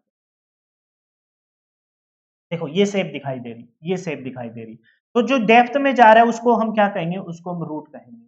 और जो ऊपर टिप पॉइंट पे आ रहा है उसे हम क्या कहेंगे, उसको हम क्रेस्ट कहेंगे। रूट और क्रेस्ट आपको ध्यान होगा, ये क्रेस्ट बना, ये रूट बना, ये क्रेस्ट बना, ये रूट बना, ये क्रेस्ट बना। समझ गए। थ्रेड में आपका क्या बनेगा, ये आपका रूट बना, ये crest root crest root crest root crest. समझ गए। इतनी बात, दो बात क्लियर हो गई। एक तो आपका क्या है जी, एक आपका रूट, रूट मतलब गहराई, जड़ आपकी कहाँ होती है, गहराई में ही होती है। और क्रेस्ट आपका कहाँ होता है, ऊपर हो जाएगा, रूट क्रेस्ट, ठीक है, दो बात करनी होगी। अब देखो, ये एंगल ऑफ थ्रेड है, ये पूरा आपका क्या है, एंगल ऑफ थ्रेड है। ये वाला क्या है, angle of thread, angle of thread मतलब चूड़ी का एंगल है, ये एंगल ऑफ थ्रेड है, ये एंगल ऑफ थ्रेड है, ये एंगल ऑफ थ्रेड है, ये एंगल ऑफ थ्रेड है, एंगल ऑफ थ्रेड है, एंगल ऑफ थ्रेड। कहने का मतलब है ये रूट और ये क्रेस्ट, ये रूट ये क्रेस्ट, रूट और क्रेस्ट के बीच में क्या बनेगा, एंगल ऑफ थ्रेड, चूड़ी का एंगल बनेगा।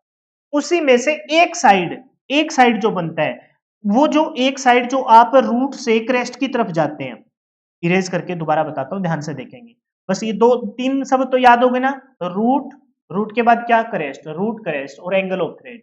अब मेरी बात सुनना, रूट से जब आप क्रेस्ट की तरफ जाते हैं, ये रूट था और इस क्रेस्ट की तरफ जाएंगे तो उसे बोलते हैं फ्लैंक एंगल। क्या बोलते हैं, फ्लैंक एंगल।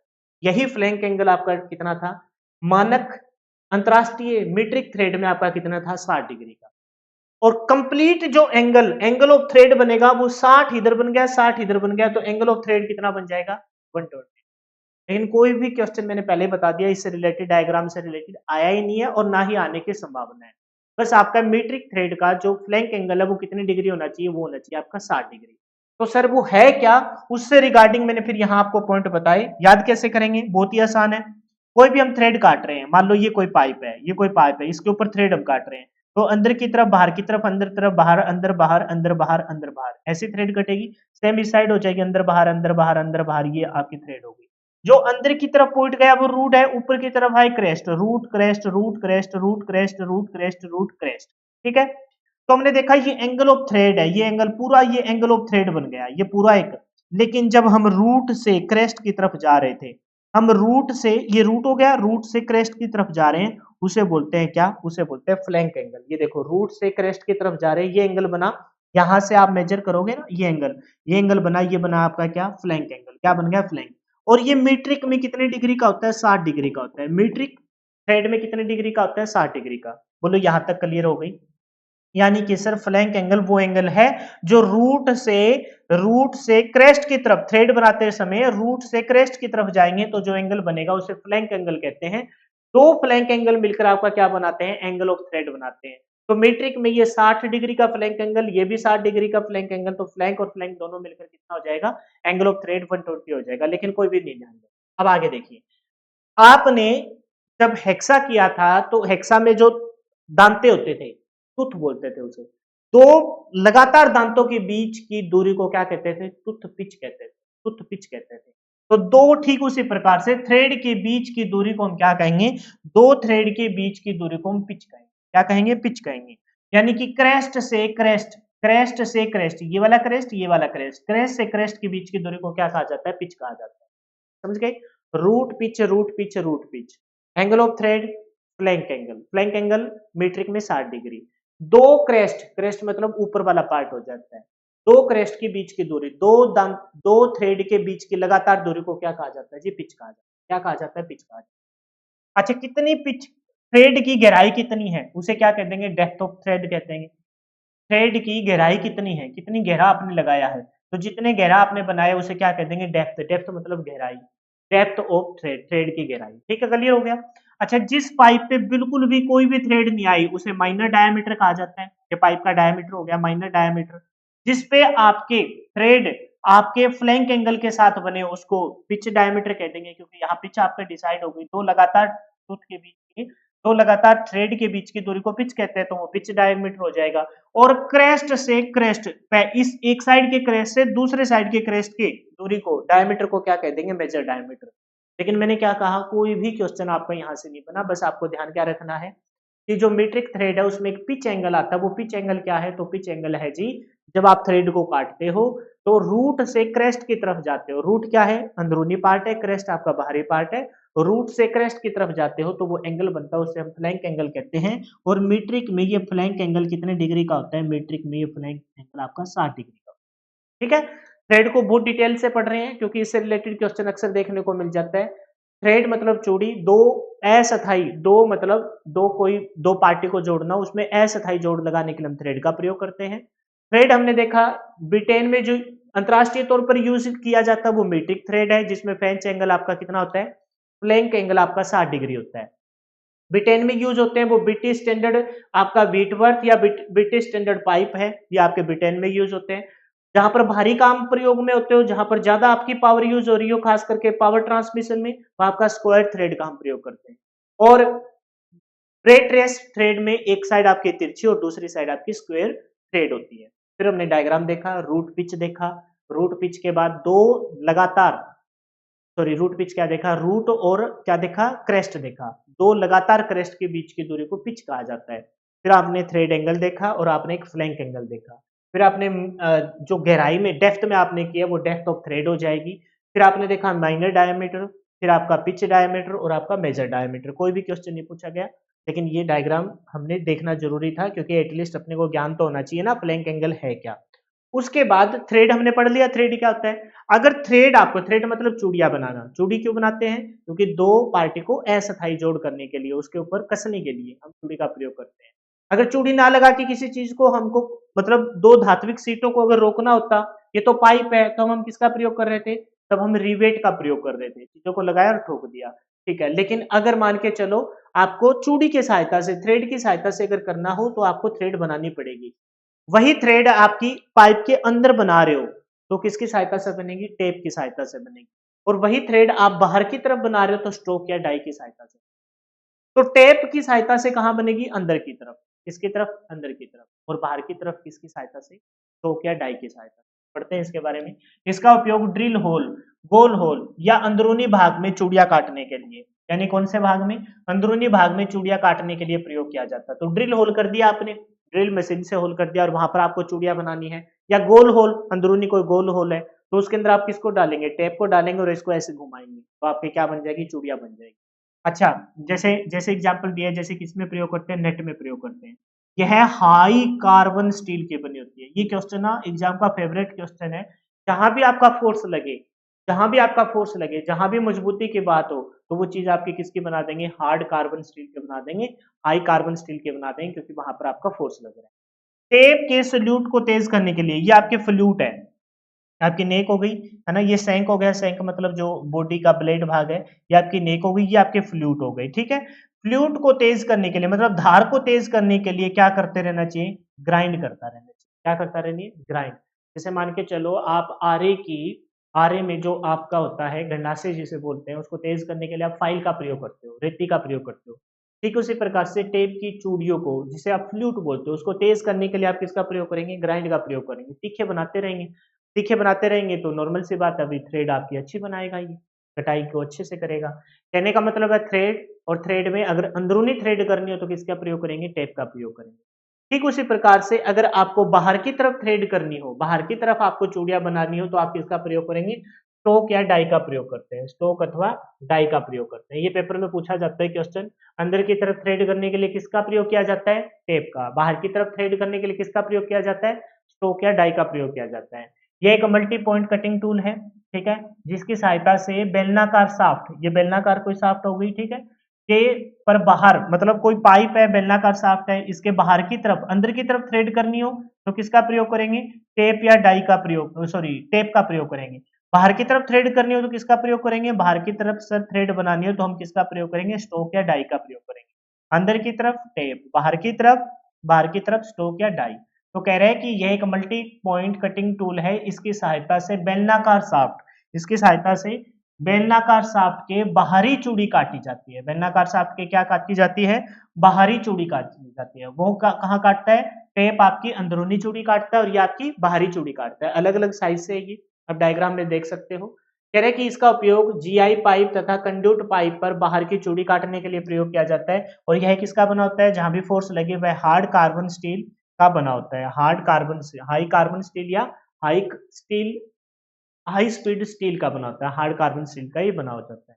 अलग अलग पाइप के अनुसार अलग अलग डायमीटर की आपकी क्या है, स्टोक या डाई। स्टोक वाला, डाई वाला आपका, सॉरी थ्रेड वाला टॉपिक आपका बहुत अच्छे से कंप्लीट हो गया। नेक्स्ट आ जाइए आपकी ड्रिलिंग मशीन। लेकिन इसके ऊपर एक बार मोटा मोटा फिर से मैं नजर दौड़ाता हूँ। देखो, दो धात्विक सीटों पर अस्थायी जोड़ करने के लिए हम रिविट लगाते हैं, प्लेट पे लगाया और ठोक दिया। फिर उसके बाद अगर आपको अस्थायी जोड़ है ये भी, लेकिन जब चीजों को आपको कुछ हद तक परमानेंट, अर्ध, वो तो था अर्ध सताई, ये आपका अस्थायी तो है लेकिन ये मजबूती के साथ है, तो हम थ्रेड बनाएंगे, चूड़ियां बनाएंगे और चीजों को कस देंगे। तो थ्रेड बनाते हैं हम, कोई ऐसी थ्रेड जो हर जगह यूज हो जाए, तो मीट्रिक थ्रेड। ब्रिटेन में है तो बीएसडब्ल्यू और बीएसपी। जहां पर बहुत ज्यादा मजबूती देनी हो, पावर ट्रांसमिशन में ज्यादा जोर वाला काम हो, तो वहां पर स्क्वायर थ्रेड, क्योंकि थ्रेड कैसी होती है, चौकोर होती है। फिर थ्रेड में हमने अलग अलग नाम देखे। मीट्रिक थ्रेड में जो आपका फ्लैंक एंगल है वो 60 डिग्री है। तो हमने बताया फ्लैंक एंगल क्या है, रूट है आपकी गहराई वाला थ्रेड का हिस्सा, क्रेस्ट आपका थ्रेड के ऊपरी वाला हिस्सा। दो क्रेस्ट के बीच की दूरी को पिच, टूथ पिच हमने हेक्सा में पढ़ा था, ये यहाँ पिच बोल रखा है। फिर हमने देखा कि ये एंगल ऑफ थ्रेड है, फ्लैंक एंगल रूट से क्रेस्ट की तरफ जाते हैं, वो आपका मीट्रिक में 60 डिग्री है। फिर अगर अंदर की तरफ आपको थ्रेड बनानी हो, किसी भी होल के अंदर की तरफ थ्रेड बनानी हो, तो हम टेप का प्रयोग करते हैं। और बाहर की तरफ अगर आपको थ्रेड बनानी हो तो आप किसका प्रयोग करते हैं, स्टोक या डाई का प्रयोग करते हैं। और जहां जोर लग रहा है तो इसका मतलब आपने उस चीज का बनाना है, हार्ड कार्बन स्टील का बनाना है। तो टेप और स्टोक या डाई आपकी दोनों किसकी बनी होती है, हार्ड कार्बन स्टील की बनी होती है। ठीक है जी, तो ड्रिल मशीन यानी कि ड्रिलिंग औजार के बारे में हम अच्छे से पढ़ेंगे। इससे रिलेटेड जो प्रीवियस ईयर के क्वेश्चन देखे गए हैं उसमें एक तो एंगल से रिलेटेड क्वेश्चन पूछा जाता है, और कोई और को विशेष कोई क्वेश्चन नहीं है, बस एंगल से रिलेटेड ही क्वेश्चन पूछा जाता है। लेकिन फिर भी हम इसे डिटेल से देखेंगे। और इसकी जो बिट है, ड्रिल मशीन में जो बिट लगाई जाती है जिसके माध्यम से आप होल करोगे, उस बिट के पार्ट हम पढ़ेंगे। जस्ट पढ़ना है, पढ़ना है, मैंने पहले ही बता दिया। लेकिन क्वेश्चन प्रीवियस ईयर के मैंने देखे उठा के, तो उसमें ड्रिल मशीन से रिलेटेड क्वेश्चन देखे गए, इस वजह से मैंने थोड़ा डिटेल से यहाँ एक्सप्लेन कर रखा है। सुनते चलना है और कोई विशेष आपको ध्यान देने की जरूरत नहीं है। बस आपको जो क्वेश्चन आएगा तो मैं वहां आपको विशेष करके बता दूंगा, ये क्वेश्चन प्रीवियस में पूछा है, ध्यान देना। तो ड्रिलिंग औजार यानी कि ड्रिलिंग टूल्स, इससे रिलेटेड किसी कार्यखंड या वस्तु में छिद्र करने के लिए ड्रिलिंग औजार की आवश्यकता होती है। यहाँ पर कोई ऐसी कंडीशन नहीं है कि ड्रिल आपको कहाँ करना है। आप कहीं भी छिद्र कर रहे हो तो उसके लिए आपको किसकी ज़रूरत होती है? ड्रिलिंग औजार की ज़रूरत होती है। कार्यशाला में छिद्र करने के लिए जिस ड्रिलिंग औजार का प्रयोग किया जाता है उसे क्या कहा जाता है भई? उसे ड्रिल कहा जाता है। किसे क्या कहा जाता है? जिस औजार का प्रयोग करते हैं उसे ड्रिल कहते हैं। ड्रिल द्वारा छिद्र करने की प्रक्रिया को ड्रिलिंग कहा जाता है। फाइल के द्वारा फाइलिंग, हेक्सा के द्वारा हेक्सोइंग, है ना? सीजल के द्वारा चीजल के द्वारा चिलिंग, चिपिंग, चिप को तौर पे उठाना, ड्रिलिंग तथा जिस मशीन की सहायता से इस प्रक्रिया को संपन्न किया जाता है उसे ड्रिलिंग मशीन कहते हैं। कहने का मतलब ये है, छिद्र करने के लिए ड्रिल, जहाँ ड्रिल को जिसमें लगाएँगे वो ड्रिलिंग मशीन होगी, प्रक्रिया को ड्रिलिंग कहते हैं। कोई विशेष तो पॉइंट है नहीं इसमें। बहुत ही सिंपल से पॉइंट एक बार फिर से पढ़ लेते हैं। कार्यशाला में छिद्र करने के लिए जिस ड्रिलिंग औजार का प्रयोग किया जाता है उसे ड्रिल कहते हैं। ठीक है? ड्रिल द्वारा छिद्र करने की प्रक्रिया को ड्रिलिंग कहा जाता है। ड्रिल द्वारा ड्रिल करने की प्रक्रिया, छिद्र करने की प्रक्रिया को क्या कहा जाता है? भी ड्रिलिंग कहा जाता है। जिस मशीन की सहायता से प्रक्रिया को संपन्न किया जाता है उसे ड्रिलिंग मशीन कहते हैं। छिद्र करने के लिए ड्रिल, ड्रिल करने की प्रक्रिया को ड्रिलिंग और जिस मशीन का प्रयोग कर रहे हैं उसे ड्रिलिंग मशीन कहते हैं। कोई विशेष नहीं है इसमें, सब बहुत ही नॉर्मल सी बात है, आपको पता लग गया। सबसे पहले पढ़ते हैं जी ड्रिल और फिर देखेंगे ड्रिल मशीन के बारे में।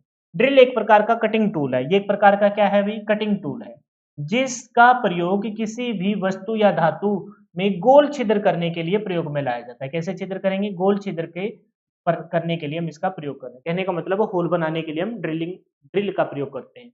ड्रिल को ड्रिलिंग करने की क्रिया को क्या कहा जा ड्रिल के द्वारा होल करने की क्रिया को क्या कहा जाता है? ड्रिलिंग कहा जाता है। और ड्रिल को किसके अंदर लगाया जाएगा? ड्रिल मशीन के अंदर लगाया जाएगा। मशीन के विभिन्न अवयव को परस्पर बोल्टों तथा रिवेटों के द्वारा जोड़ा जाता है। बोल्ट तथा रिवेटों के द्वारा क्या किया जाता है? जोड़ा जाता है। बोल्ट और रिवेट के द्वारा कह रहे हैं कि मशीनों के विभिन्न अवयव को बोल्ट कर देंगे या रिवेट, रिवेट मतलब लगा के और ठोक देना, और बोल्ट के द्वारा नट बोल्ट लगा के कसा जाता है। मशीनी भागों में ड्रिल द्वारा ही छिद्र बनाए जाते हैं, जैसे कि उपयुक्त बोल्ट तथा रिवेट उसमें भी गुजर सकते हैं। कहने का मतलब ये है कि भाई हमारा मेन टारगेट क्या है? मेन टारगेट है अभी होल बनाना, और होल करने के बाद आपको बोल्टों तथा रिवेट को वहां लगा के चीजों को सेट करना। हमारा मेन मकसद ड्रिलिंग मशीन का क्या है? होल बनाना। होल बनाने के बाद आप क्या करते हो? रिवेट लगा के कोई चीज को अस्थायी तौर पर मतलब एक ठोक के कोई जोड़ बना रहे हो, नट बोल्ट कस रहे हो, वो बाद की बात है। लेकिन ड्रिलिंग मशीन का प्रयोग किस वजह से करते हैं? ड्रिल का प्रयोग करते हैं होल बनाने के लिए। और ड्रिल को जिसकी सहायता से हम होल बनाते हैं, ड्रिल की सहायता से जो हम होल बनाते हैं उसके लिए हम ड्रिल का प्रयोग करते हैं। कहने का मतलब है बाद में क्या कर रहे हैं उससे कोई मैटर नहीं है, बस हमें ये ध्यान रखना है कि ये कटिंग टूल है। ड्रिल आपका क्या है? Cutting tool. ठीक है। अब ड्रिल के मुख्य भाग देखते हैं, ठीक है? और फिर उसको थोड़ा-सा और डिटेल से हम पढ़ेंगे।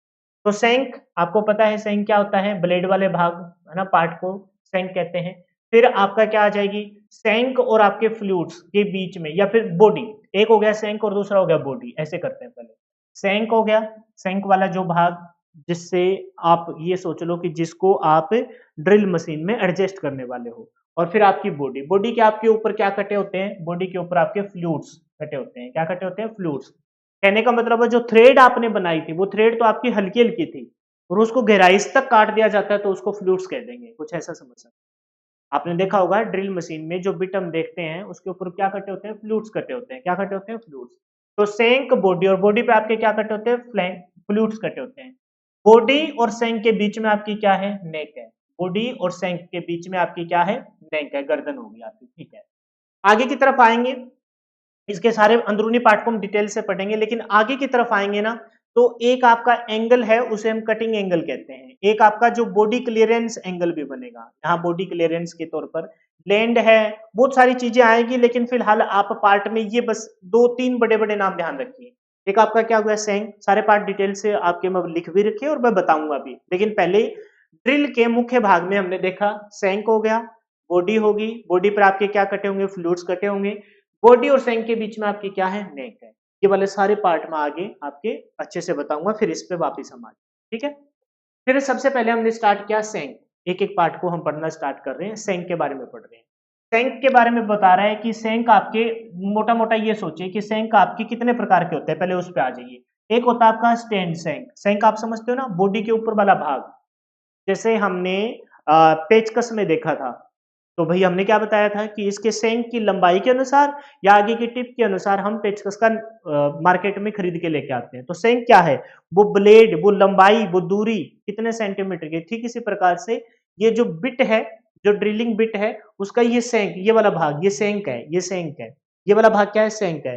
तो सेंक आपके दो प्रकार के होते जाते हैं। एक तो हो जाता है आपका स्टेट स्टेट सेंक, मतलब स्ट्रेट सेंक है बिल्कुल। आप ध्यान से देखो तो ये देखो, ये स्ट्रेट हो गया, कोई भी लंबाई चौड़ाई में कोई फर्क नहीं आया, सॉरी चौड़ाई में कोई फर्क नहीं आया। और एक है जी आपका टेपर स्टैंक, आप देख रहे हो ये टेपर स्टैंक है। मैंने जानबूझ के उल्टा पुल्टा लगाया ताकि थोड़ा मैं डिफरेंस क्रिएट कर पाऊं।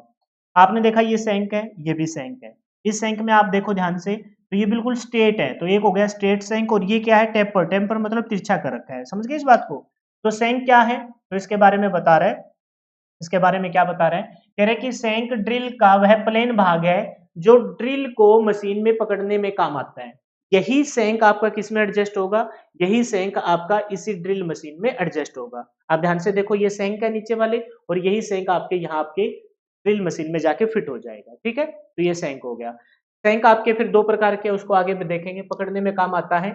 यह ड्रिल के ऊपर का भाग होता है। यह ड्रिल के कहाँ का भाग होता है? ऊपर का भाग। आप कहोगे नीचे में नहीं, ये पलट के लगा दिया। ठीक है, एक है, ये दो प्रकार के होता है। एक होता है स्ट्रेट स्टैंक, और दूसरा आपका कौन सा होता है? दूसरा है जी आपका टेपर स्टैंक। Taper shank सैंक।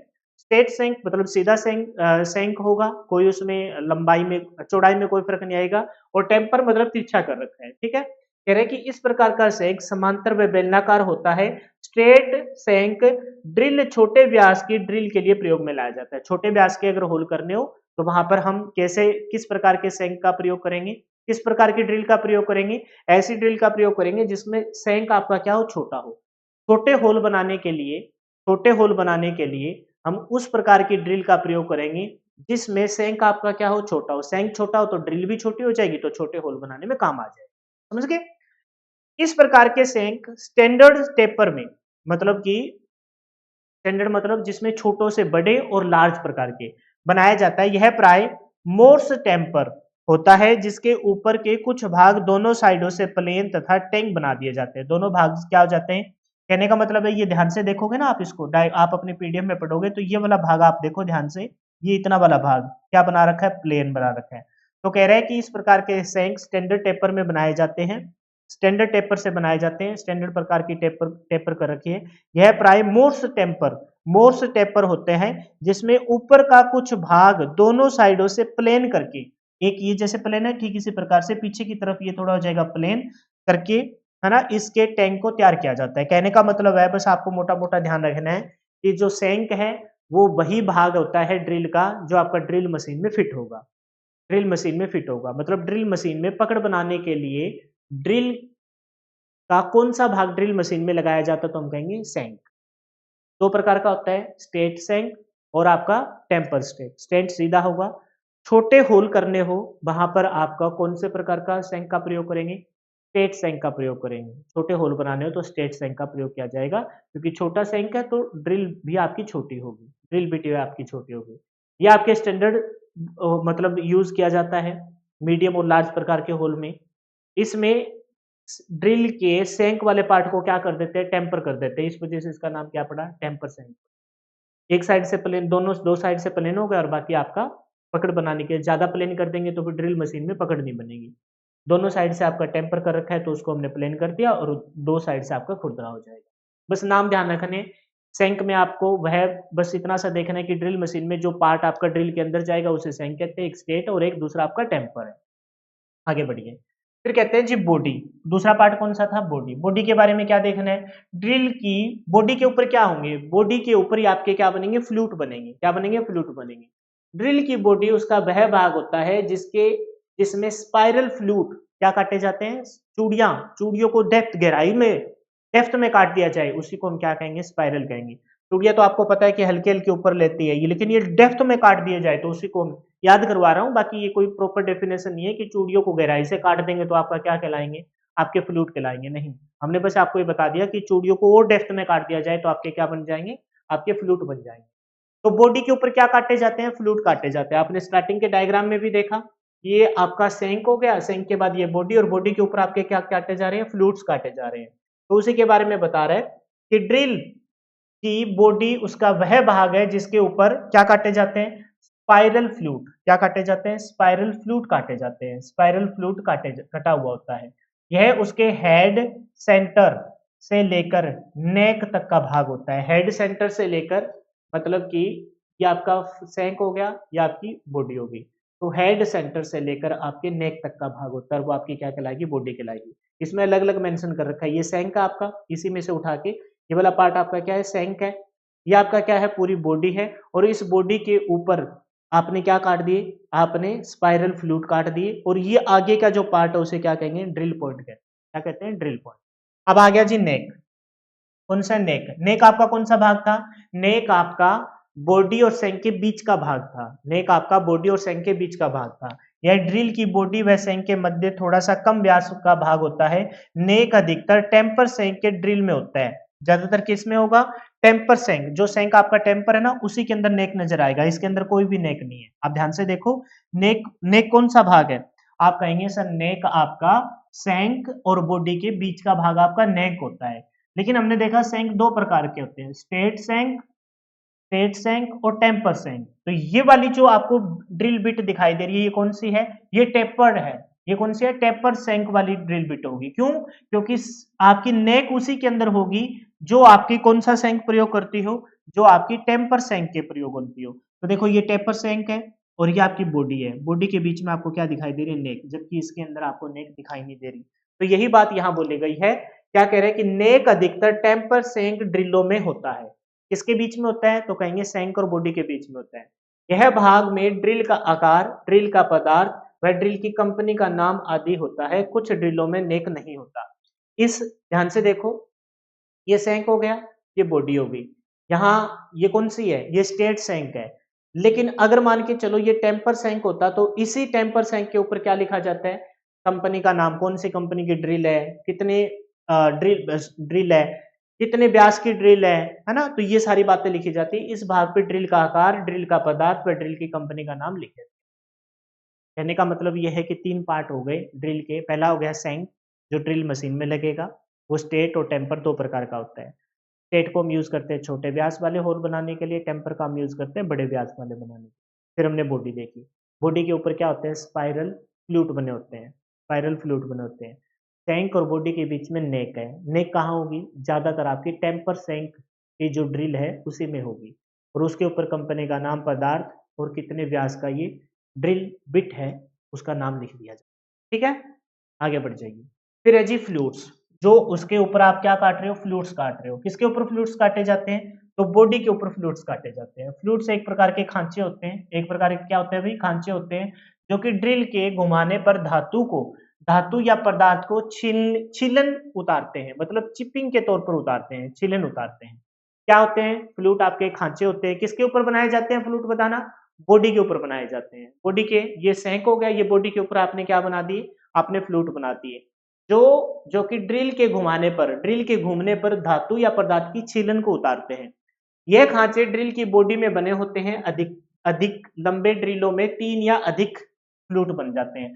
तो ये कोई पेपर में नहीं आता, फिर भी ध्यान दे लेना।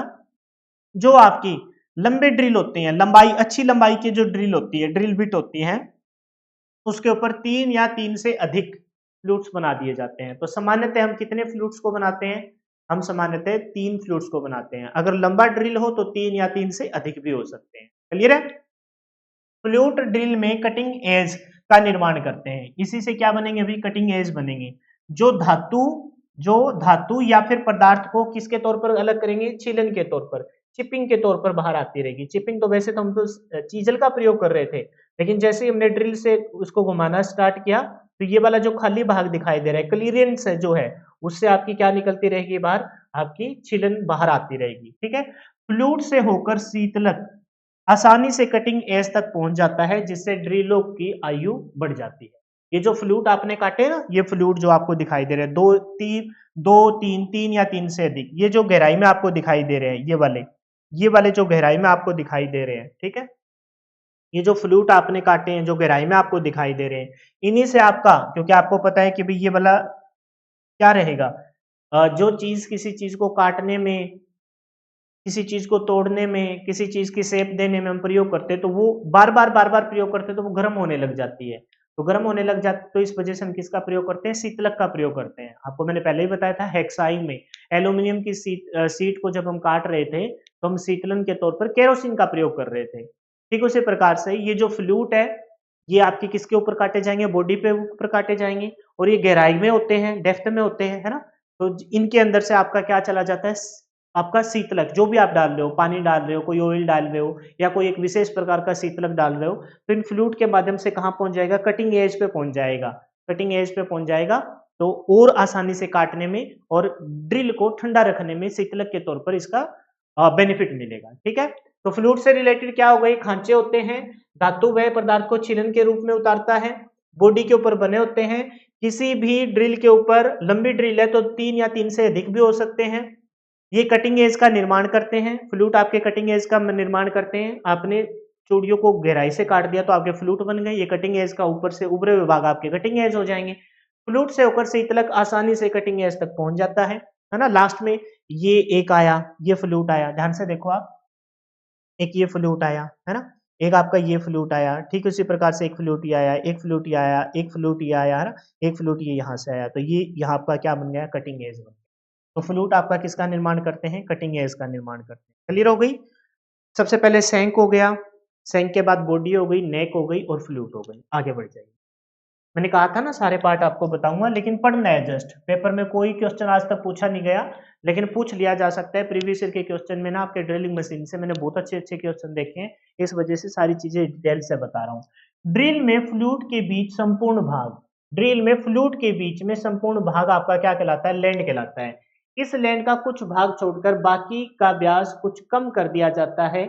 इस व्यास को क्लीयरेंस व्यास भी कहा जाता है। कहने का मतलब है जो आपने फ्लूट बनाए हैं, है ना, जो आपने फ्लूट बनाए हैं, उस फ्लूट का संपूर्ण भाग, ये फ्लूट मतलब जो गहराई में, डेप्थ में आपने जो फ्लूट बनाया, ये आपका क्या कहलाता है, लैंड कहलाता है। क्या कहलाता है, भी लैंड कहलाता है। बस यही ध्यान रखना है। ड्रिल के फ्लूट के बीच का संपूर्ण भाग आपका लैंड कहलाता है। ठीक है, जो फ्लूट गहराई में आपने चूड़ी काट दी उसको क्या कहेंगे, फ्लूट कहेंगे। स्पाइरलाकार फ्लूट कहते हैं उसके, बॉडी के ऊपर बनाते हैं, उसके जो संपूर्ण भाग आपका लैंड कहलाता है। इस लैंड का कुछ भाग छोड़कर बाकी का व्यास बहुत कम कर दिया जाता है। कुछ भाग को छोड़कर बाकी का व्यास धीरे धीरे धीरे धीरे हम कम कर देंगे। ठीक है, इस व्यास को क्लीयरेंस व्यास भी कहते हैं। डायामीटर, क्लीयरेंस डायामीटर भी कहते हैं, आगे आएगा। फिलहाल आपको ध्यान रखना कि लैंड क्या है, फ्लूट के संपूर्ण भाग को लैंड कहते हैं। फिर है जी आपका मार्जिन। क्या है, मार्जिन। मार्जिन क्या है, लैंड के ऊपर कटिंग आकार के एक बहुत बारीक स्पाइरल आकार की उभरी हुई रेखा क्या कहलाती है, मार्जिन कहलाती है। जो आपने फ्लूट काटा है, ये फ्लूट काट दिया, इसके फ्लूट को काटने के बाद जो ये उभरी हुई रेखा आपको दिखाई दे रही है, ये आपकी क्या है, ये संपूर्ण, ये आपका फ्लूट है। ये देखो, ये फ्लूट है। इसी फ्लूट में ये संपूर्ण भाग आपका लैंड है, और लैंड को यहां से फ्लूट काटा, यहां से भी फ्लूट काटा। अब ये जो उभरा हुआ भाग है ना, एक अलग मार्क कर लेता हूं, ये जो उभरा हुआ भाग है, ये आपका क्या कहलाएगा, ये उभरा हुआ भाग, ये उभरा हुआ भाग, ये इस साइड से उभरा हुआ भाग, ये यहाँ से उभरा हुआ भाग, ये जो उभरा हुआ भाग, फ्लूट काटने के बाद कुछ हिस्सा बच जाएगा इस ड्रिल के ऊपर। वही फ्लूट काटने के बाद कुछ हिस्सा जो बच जाता है उसे हम क्या कहते हैं, उसे हम मार्जिन कहते हैं। लैंड के ऊपर, लैंड कहाँ से आएगा, फ्लूट को काटने के बाद ऊपर कटिंग आकार के एक बहुत बारीक स्पाइरल, जिस क्योंकि फ्लूट आपने स्पाइरल काटे हैं, तो स्पाइरल आकार की उभरी हुई रेखा होती है जिसे आप क्या कहते हैं, मार्जिन कहते हैं। फ्लूट को काटने के, फ्लूट कटेगा तो लैंड बन जाएगा। लैंड के, लैंड आपका संपूर्ण फ्लूट वाला भाग है, उसको काटने के बाद जो उभरा हुआ भाग होता है उसे क्या कहते हैं, मार्जिन कहते हैं। फिर आ गया जी बॉडी क्लियरेंस। क्या है, बॉडी क्लियरेंस। इसके बारे में क्या है, बहुत ही सिंपल सी बातें हैं, कोई मुश्किल नहीं है। मार्जिन को छोड़कर, है ना, मार्जिन को छोड़कर शेष भाग बॉडी क्लियरेंस कहलाता है। यह भाग होल की सतहों के साथ घर्षण नहीं करता, क्योंकि इसका व्यास बहुत कम होता है, जिसके कारण घर्षण कम हो जाता है। अगर आप डायग्राम में देखोगे, एक डायग्राम और दिखाता हूं आपको, यहाँ देखो ध्यान, है ना, ये देखो ध्यान से, ये आपका फ्लूट कटा, ठीक है, ये आपका फ्लूट कटा, ये वाला भाग आपका फ्लूट है, ये आपका पूरा भाग लैंड है। इसके ऊपर उभरी हुई ये जो रेखा आपको दिखाई दे रही है, ये आपकी क्या है, ये आपकी क्लियरेंस है ना, सॉरी मार्जिन है। और मार्जिन के बाद जो आपका हिस्सा बच जाता है, मार्जिन के बाद जो आपका भाग बच जाता है वो आपका क्लियरेंस है, वो आपका क्या है, क्लियरेंस है। और ये घर्षण नहीं करता क्योंकि उभरा हुआ भाग आपका क्या है, उभरा हुआ भाग आपका मार्जिन हो गया, है ना। तो ये आपकी क्या बच जाएगी, क्लियरेंस हो जाएगी, ये कोई घर्षण नहीं करेगी। कहने का मतलब ये है कि ड्रिल से रिलेटेड कुछ ये पर्टिकुलर शब्द आते हो तो आपको पता होना चाहिए। पता क्या क्या होना चाहिए, सैंक क्या है, बॉडी क्या है, सैंक और बॉडी के बीच में नेक क्या है, फिर फ्लूट क्या है ना, स्पाइराकाल फ्लूट कैसे होते हैं, फ्लूट को काटने के बाद क्या बनता है, लैंड बनता है। लैंड आपका संपूर्ण भाग होता है जो फ्लूट का होता है। फ्लूट के लैंड के भाग के बाद जो ऊपर उभरी हुई रेखा होती है उसे हम क्या कहते हैं, मार्जिन कहते हैं। मार्जिन के बाद जो बच जाता है वो आपका क्लियरेंस होता है। उसके बाद जो आपका पॉइंट होता है आगे की तरफ, जो आपके कटिंग के तौर पर काम आता है, पॉइंट कह रहे हैं कि ड्रिल के आगे का वह भाग जो कि शंकु के आकार का होता है उसे पॉइंट कहते हैं। ड्रिल के आगे का वह भाग, ये देखो ये रहा, जो शंकु के आकार के होता है, किसके आकार का होता है, शंकु के आकार का होता है, जिसे क्या कहते हैं, पॉइंट कहते हैं।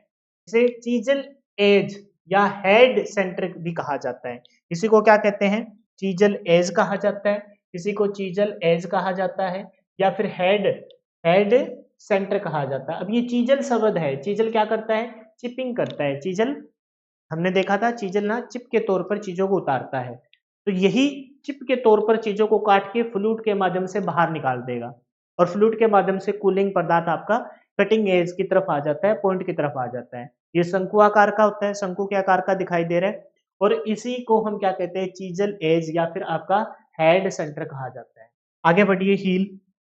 आगे कौन सा, हील। कटिंग एज के पीछे वाला भाग हील कहलाता है। कटिंग एज है ना, ये वाला जो कटिंग एज है इसके पीछे वाला भाग आपका क्या कहलाता है, हील कहलाता है। आप ध्यान से देखोगे तो ये वाला जो डायग्राम आगे की तरफ से देखते हैं तो ये आपका हील हो गया, ये आपका क्या होगा, ये कटिंग एज हो गया, उसके पीछे वाला भाग क्या कहलाता है, हील कहलाता है। तो कह रहे हैं कटिंग एज के पीछे वाला भाग हील कहलाता है। इस भाग के पीछे की ओर टेपर किया जाता है, इस भाग को पीछे की ओर टेम्पर कर रखा है क्योंकि आगे से शंकु आकार है। आगे से आप देखोगे इस पॉइंट को तो वो ऐसे आपको दिखाई देगा, है ना, अलग अलग स्पाइरल आएगी आपकी, ऐसे घूमती हुई अलग अलग स्पाइरल आएगी, और आगे से आपको कैसे दिखाई देगी, आगे से ऐसे पॉइंट दिखाई देगा, पॉइंट दिखाई देगा, जिसे हाँ बिटाया, चीजल एज या फिर इसको क्या कहते हैं, हेड सेंटर कहा जाता है। ठीक है, इसके पीछे वाला भाग आपका हील कहलाता है, और इस भाग को हमने क्या कर रखा है, टेम्पर कर रखा है, क्योंकि आगे से तो आपकी ड्रिल ऐसे बन जाएगी। समझ गए इस बात को, मोटा मोटा बस है कि बस ये पार्ट आपको पता होना चाहिए, और कोई भी क्वेश्चन अगर होता तो मैं जोर दे के आपको बताता कि इसको याद कर लेना, पेपर में पूछा गया है। फिर है जी आपका वेव। क्या है वेव, ड्रिल की बॉडी के बीच धातु का वह भाग जो उस पर बने फ्लूट के बीच बचता है, फ्लूट के बीच के बचता है, अर्थात फ्लूट को पृथक करता है, उसे वेव कहा जाता है। और पॉइंट से सेंक की ओर की मोटाई के अधिक हो जाती है। कहने का मतलब ये है, पॉइंट पॉइंट बना, पॉइंट के पीछे का भाग आपका हील बना जो टेम्पर कर रखा है, और उसके बाद जो टेम्पर, ये फिर यहाँ से टेम्पर होने के बाद आपका क्या स्टार्ट हो जाएगी, फ्लूट स्टार्ट हो जाएगी। फ्लूट के बाद जो बचा हुआ भाग है, फ्लूट तो गहराई होगी, फ्लूट के बाद जो लैंड के बाद जो ऊपर उभरा हुआ भाग होता है उसे हम क्या कहते हैं, उसे हम मार्जिन कहते हैं। मार्जिन के बाद जो गहराई की तरफ जाते हैं वो आपकी क्लियरेंस हो गई, और जो फ्लूट के बाद जो आपकी ड्रिल के ऊपर जो बचा हुआ भाग है उसे हम क्या कहेंगे, उसे हम वेव कहेंगे। कहने का मतलब है, अगर आप पीछे वाले डायग्राम में देखोगे ध्यान से तो वेव कौन सा है, ये आपके फ्लूट हो गए गहराई में, तो ये बचा हुआ भाग आपका क्या, ये आपकी क्या हो गई, ये जो किनार से आपको नजर आ रही है, ये किनार से जो आपको नजर आ रही है ये आपकी क्या है, मारिजन है। मारिजन के बाद जो बचा हुआ, मारिजन से लैंड की तरफ जाते तो आपकी क्लियरेंस हो गई। आप देखो ये फ्लूट हो गया, ये इस फ्लूट का पूरा भाग लैंड हो गया, ये आपकी क्या हो गई, ये आपकी मारिजन हो गई। मारिजन से लैंड की तरफ जाते हैं तो आपकी क्या हो गई, क्लियरेंस हो गई। और ये आपका क्या है, जो बचा हुआ भाग है ये आपका वेव कहलाता है। ये पॉइंट हो गया, ये हील हो गया, ये पॉइंट और हील है, ये भाग आपने टेम्पर कर रखा है। कुछ नहीं है, बस मोटा मोटा अगर आपने इन शब्दों को अच्छे से देख लिया कि भाई है क्या, तो मेरे ख्याल से इनसे संबंधित कोई क्वेश्चन इन फ्यूचर बनेगा तो आप बहुत आसानी से बता दोगे, हाँ ये हमने पढ़ा है। तो फ्लूट करने के बाद, फ्लूट बनाने के बाद, स्पाइराकाल फ्लूट बनाने के बाद जो आपकी ड्रिल में जो भाग बच जाता है उसे क्या कहते हैं, उसे वेव कहते हैं। क्या कहते हैं भाई, वेव कहते हैं। सारे पार्ट को एक बार फिर से हम पढ़ेंगे, है ना, एक ड्रिल बिट निकाल लेते हैं। ड्रिल कौन, ये इंपॉर्टेंट है, इसको हम देखेंगे। लेकिन एक बार कोई मैं साफ सा डायग्राम, हाँ ये यहाँ आ जाओ, मैंने कहा था ना इस पे वापस आएंगे। ये आपका सैंक हो गया, ये बॉडी हो गई, ये आपने फ्लूट काट रखे हैं। फ्लूट में आपने देखो फ्लूट को काटा, मान लो ये फ्लूट है, ये एक फ्लूट है, इस फ्लूट के संपूर्ण भाग को लैंड कहते हैं। जो उभरा हुआ भाग, किनारे जो दिखाई दे रहे हैं, इस फ्लूट के किनारे दिखाई दे रहे हैं, उसको क्या कह रहे हैं, उसको हम क्या कह रहे हैं, उसको हम कह रहे हैं, क्या नाम था, प्रॉपर नाम था उसको हम कह रहे हैं मारिजन। क्या कह रहे हैं? मारिजन। ये मारिजन हो गया, है ना। और इसके मारिजन से लैंड की तरफ जाते तो क्लियरेंस, ये आपके वेव हो गया। फ्लूट के बाद बचा हुआ भाग आपका वेव हो गया, ठीक है।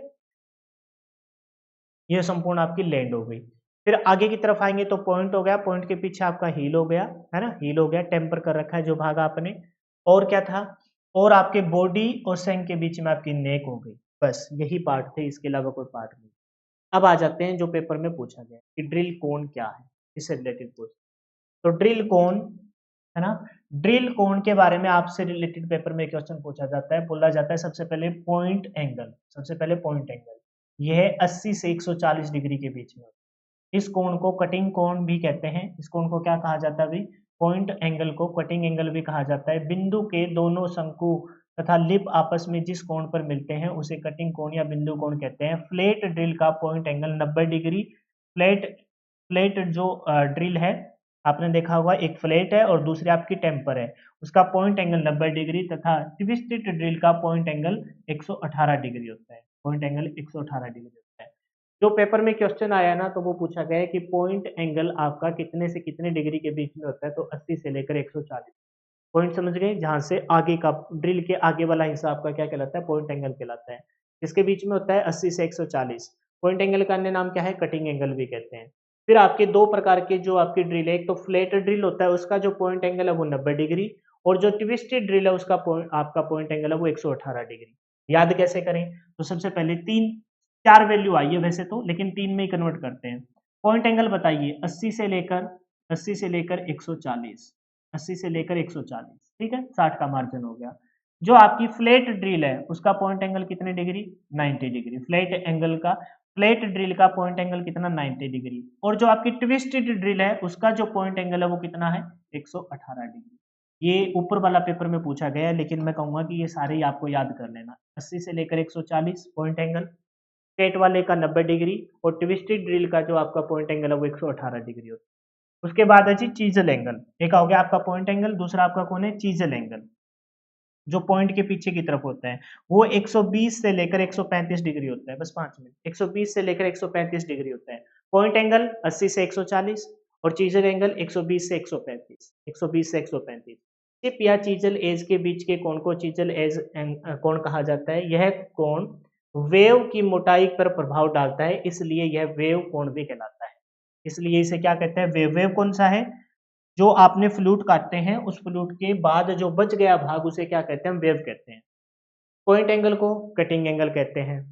चीजल एज कोण कितने डिग्री से? पॉइंट एंगल बताओ। 80 से लेकर 140, 80 से लेकर 140। स्ट्रेट ड्रिल में 90 और ट्विस्टेड ड्रिल में आपका 118। फिर हमने कहा है कि चीजल एंगल, पॉइंट के पीछे की तरफ जो एंगल है उसे चीजल एंगल कहा जाएगा। इसका मान कितना है? 120 से लेकर 135। 120 वो 80 से 140, 120 से 135। यह एंगल क्या किसके ऊपर प्रभाव डालता है? वेव के ऊपर प्रभाव डालता है, इस वजह से इसको वेव कोण भी कहा जाता है। ठीक है, क्लियर है? अब देखते हैं जी ड्रिल मशीन। ड्रिल मशीन जिसमें ड्रिल को आप फिट कर रहे हो सेंक के माध्यम से, उस मशीन को हम क्या कहेंगे? Drill machine. तो ड्रिल मशीन आपकी दो प्रकार की होती है। एक तो होती है जो आपकी पोर्टेबल ड्रिल मशीन, जो विद्युत कार लेके घूमता है, और जहां पर स्टेशनरी ड्रिल मशीन, बड़े बड़े भागों में आपको होल करना हो, बड़ी बड़ी चीजों में होल करना हो, तो वहां आप किसका यूज करते हो? स्टेशनरी ड्रिल का प्रयोग करते हो। किसी कार्यखंड में छिद्र करने के लिए उपयुक्त औजार आपका ड्रिल कहलाता है। छिद्र करने के लिए उपयुक्त औजार क्या कहलाता है? ड्रिल कहलाता है। गोलाकार छिद्र तथा सुराख करने की इस प्रक्रिया को ड्रिलिंग कहा जाता है ना, ड्रिलिंग कहते हैं उस प्रक्रिया को। तथा जिस मशीन की सहायता इस प्रक्रिया को पूरा किया जाता है उसे ड्रिलिंग मशीन कहते हैं। दो प्रकार की होती है, पोर्टेबल ड्रिल मशीन और आपकी stationery drill machine. Portable drill machine के बारे में पढ़ लीजिए। जिस ड्रिल मशीन को एक स्थान से दूसरे स्थान पर आसानी से ले जाया जा सके उसे पोर्टेबल ड्रिल मशीन कहते हैं। जैसे हैंड ड्रिल मशीन, जो विद्युत कार यूज करते हैं वो हैंड ड्रिल मशीन है।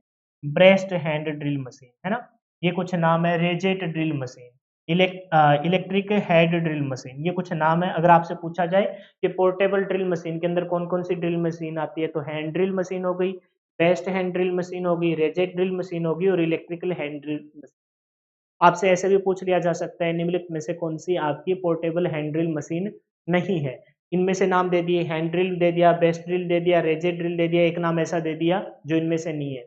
तो उसको आप पहचान लेंगे। 4 नाम 5 नाम दे रखे, 4-5 नाम जितने भी याद कर लो। हैंड, बेस्ट, ब्रेस्ट, रेजेट और इलेक्ट्रिक, ये आपकी कौन सी है? Portable hand drill, portable drill machine. इसका उपयोग हल्के कार्यों में किया जाता है, जैसे 12 mm तक की ड्रिल करनी हो, 12 mm के होल बनाने हो, वहां पर इसको प्रयोग में लाए। ये दे रखे हैं अलग अलग ड्रिल बिट दे रखी है यहाँ, है ना, अलग अलग बिट दे रखी है। ये आपका कौन सा पार्ट है? ये पूरी आपकी ड्रिल बिट हो गई, है ना। इसमें ये आपका क्या हो गया? ये आपका हो गया जी सैंक, ये बॉडी। इस बॉडी के ऊपर ही हम क्या करेंगे? इस बॉडी के ऊपर हम स्पाइरल बनाएंगे, है ना, फ्लूट बनाएंगे।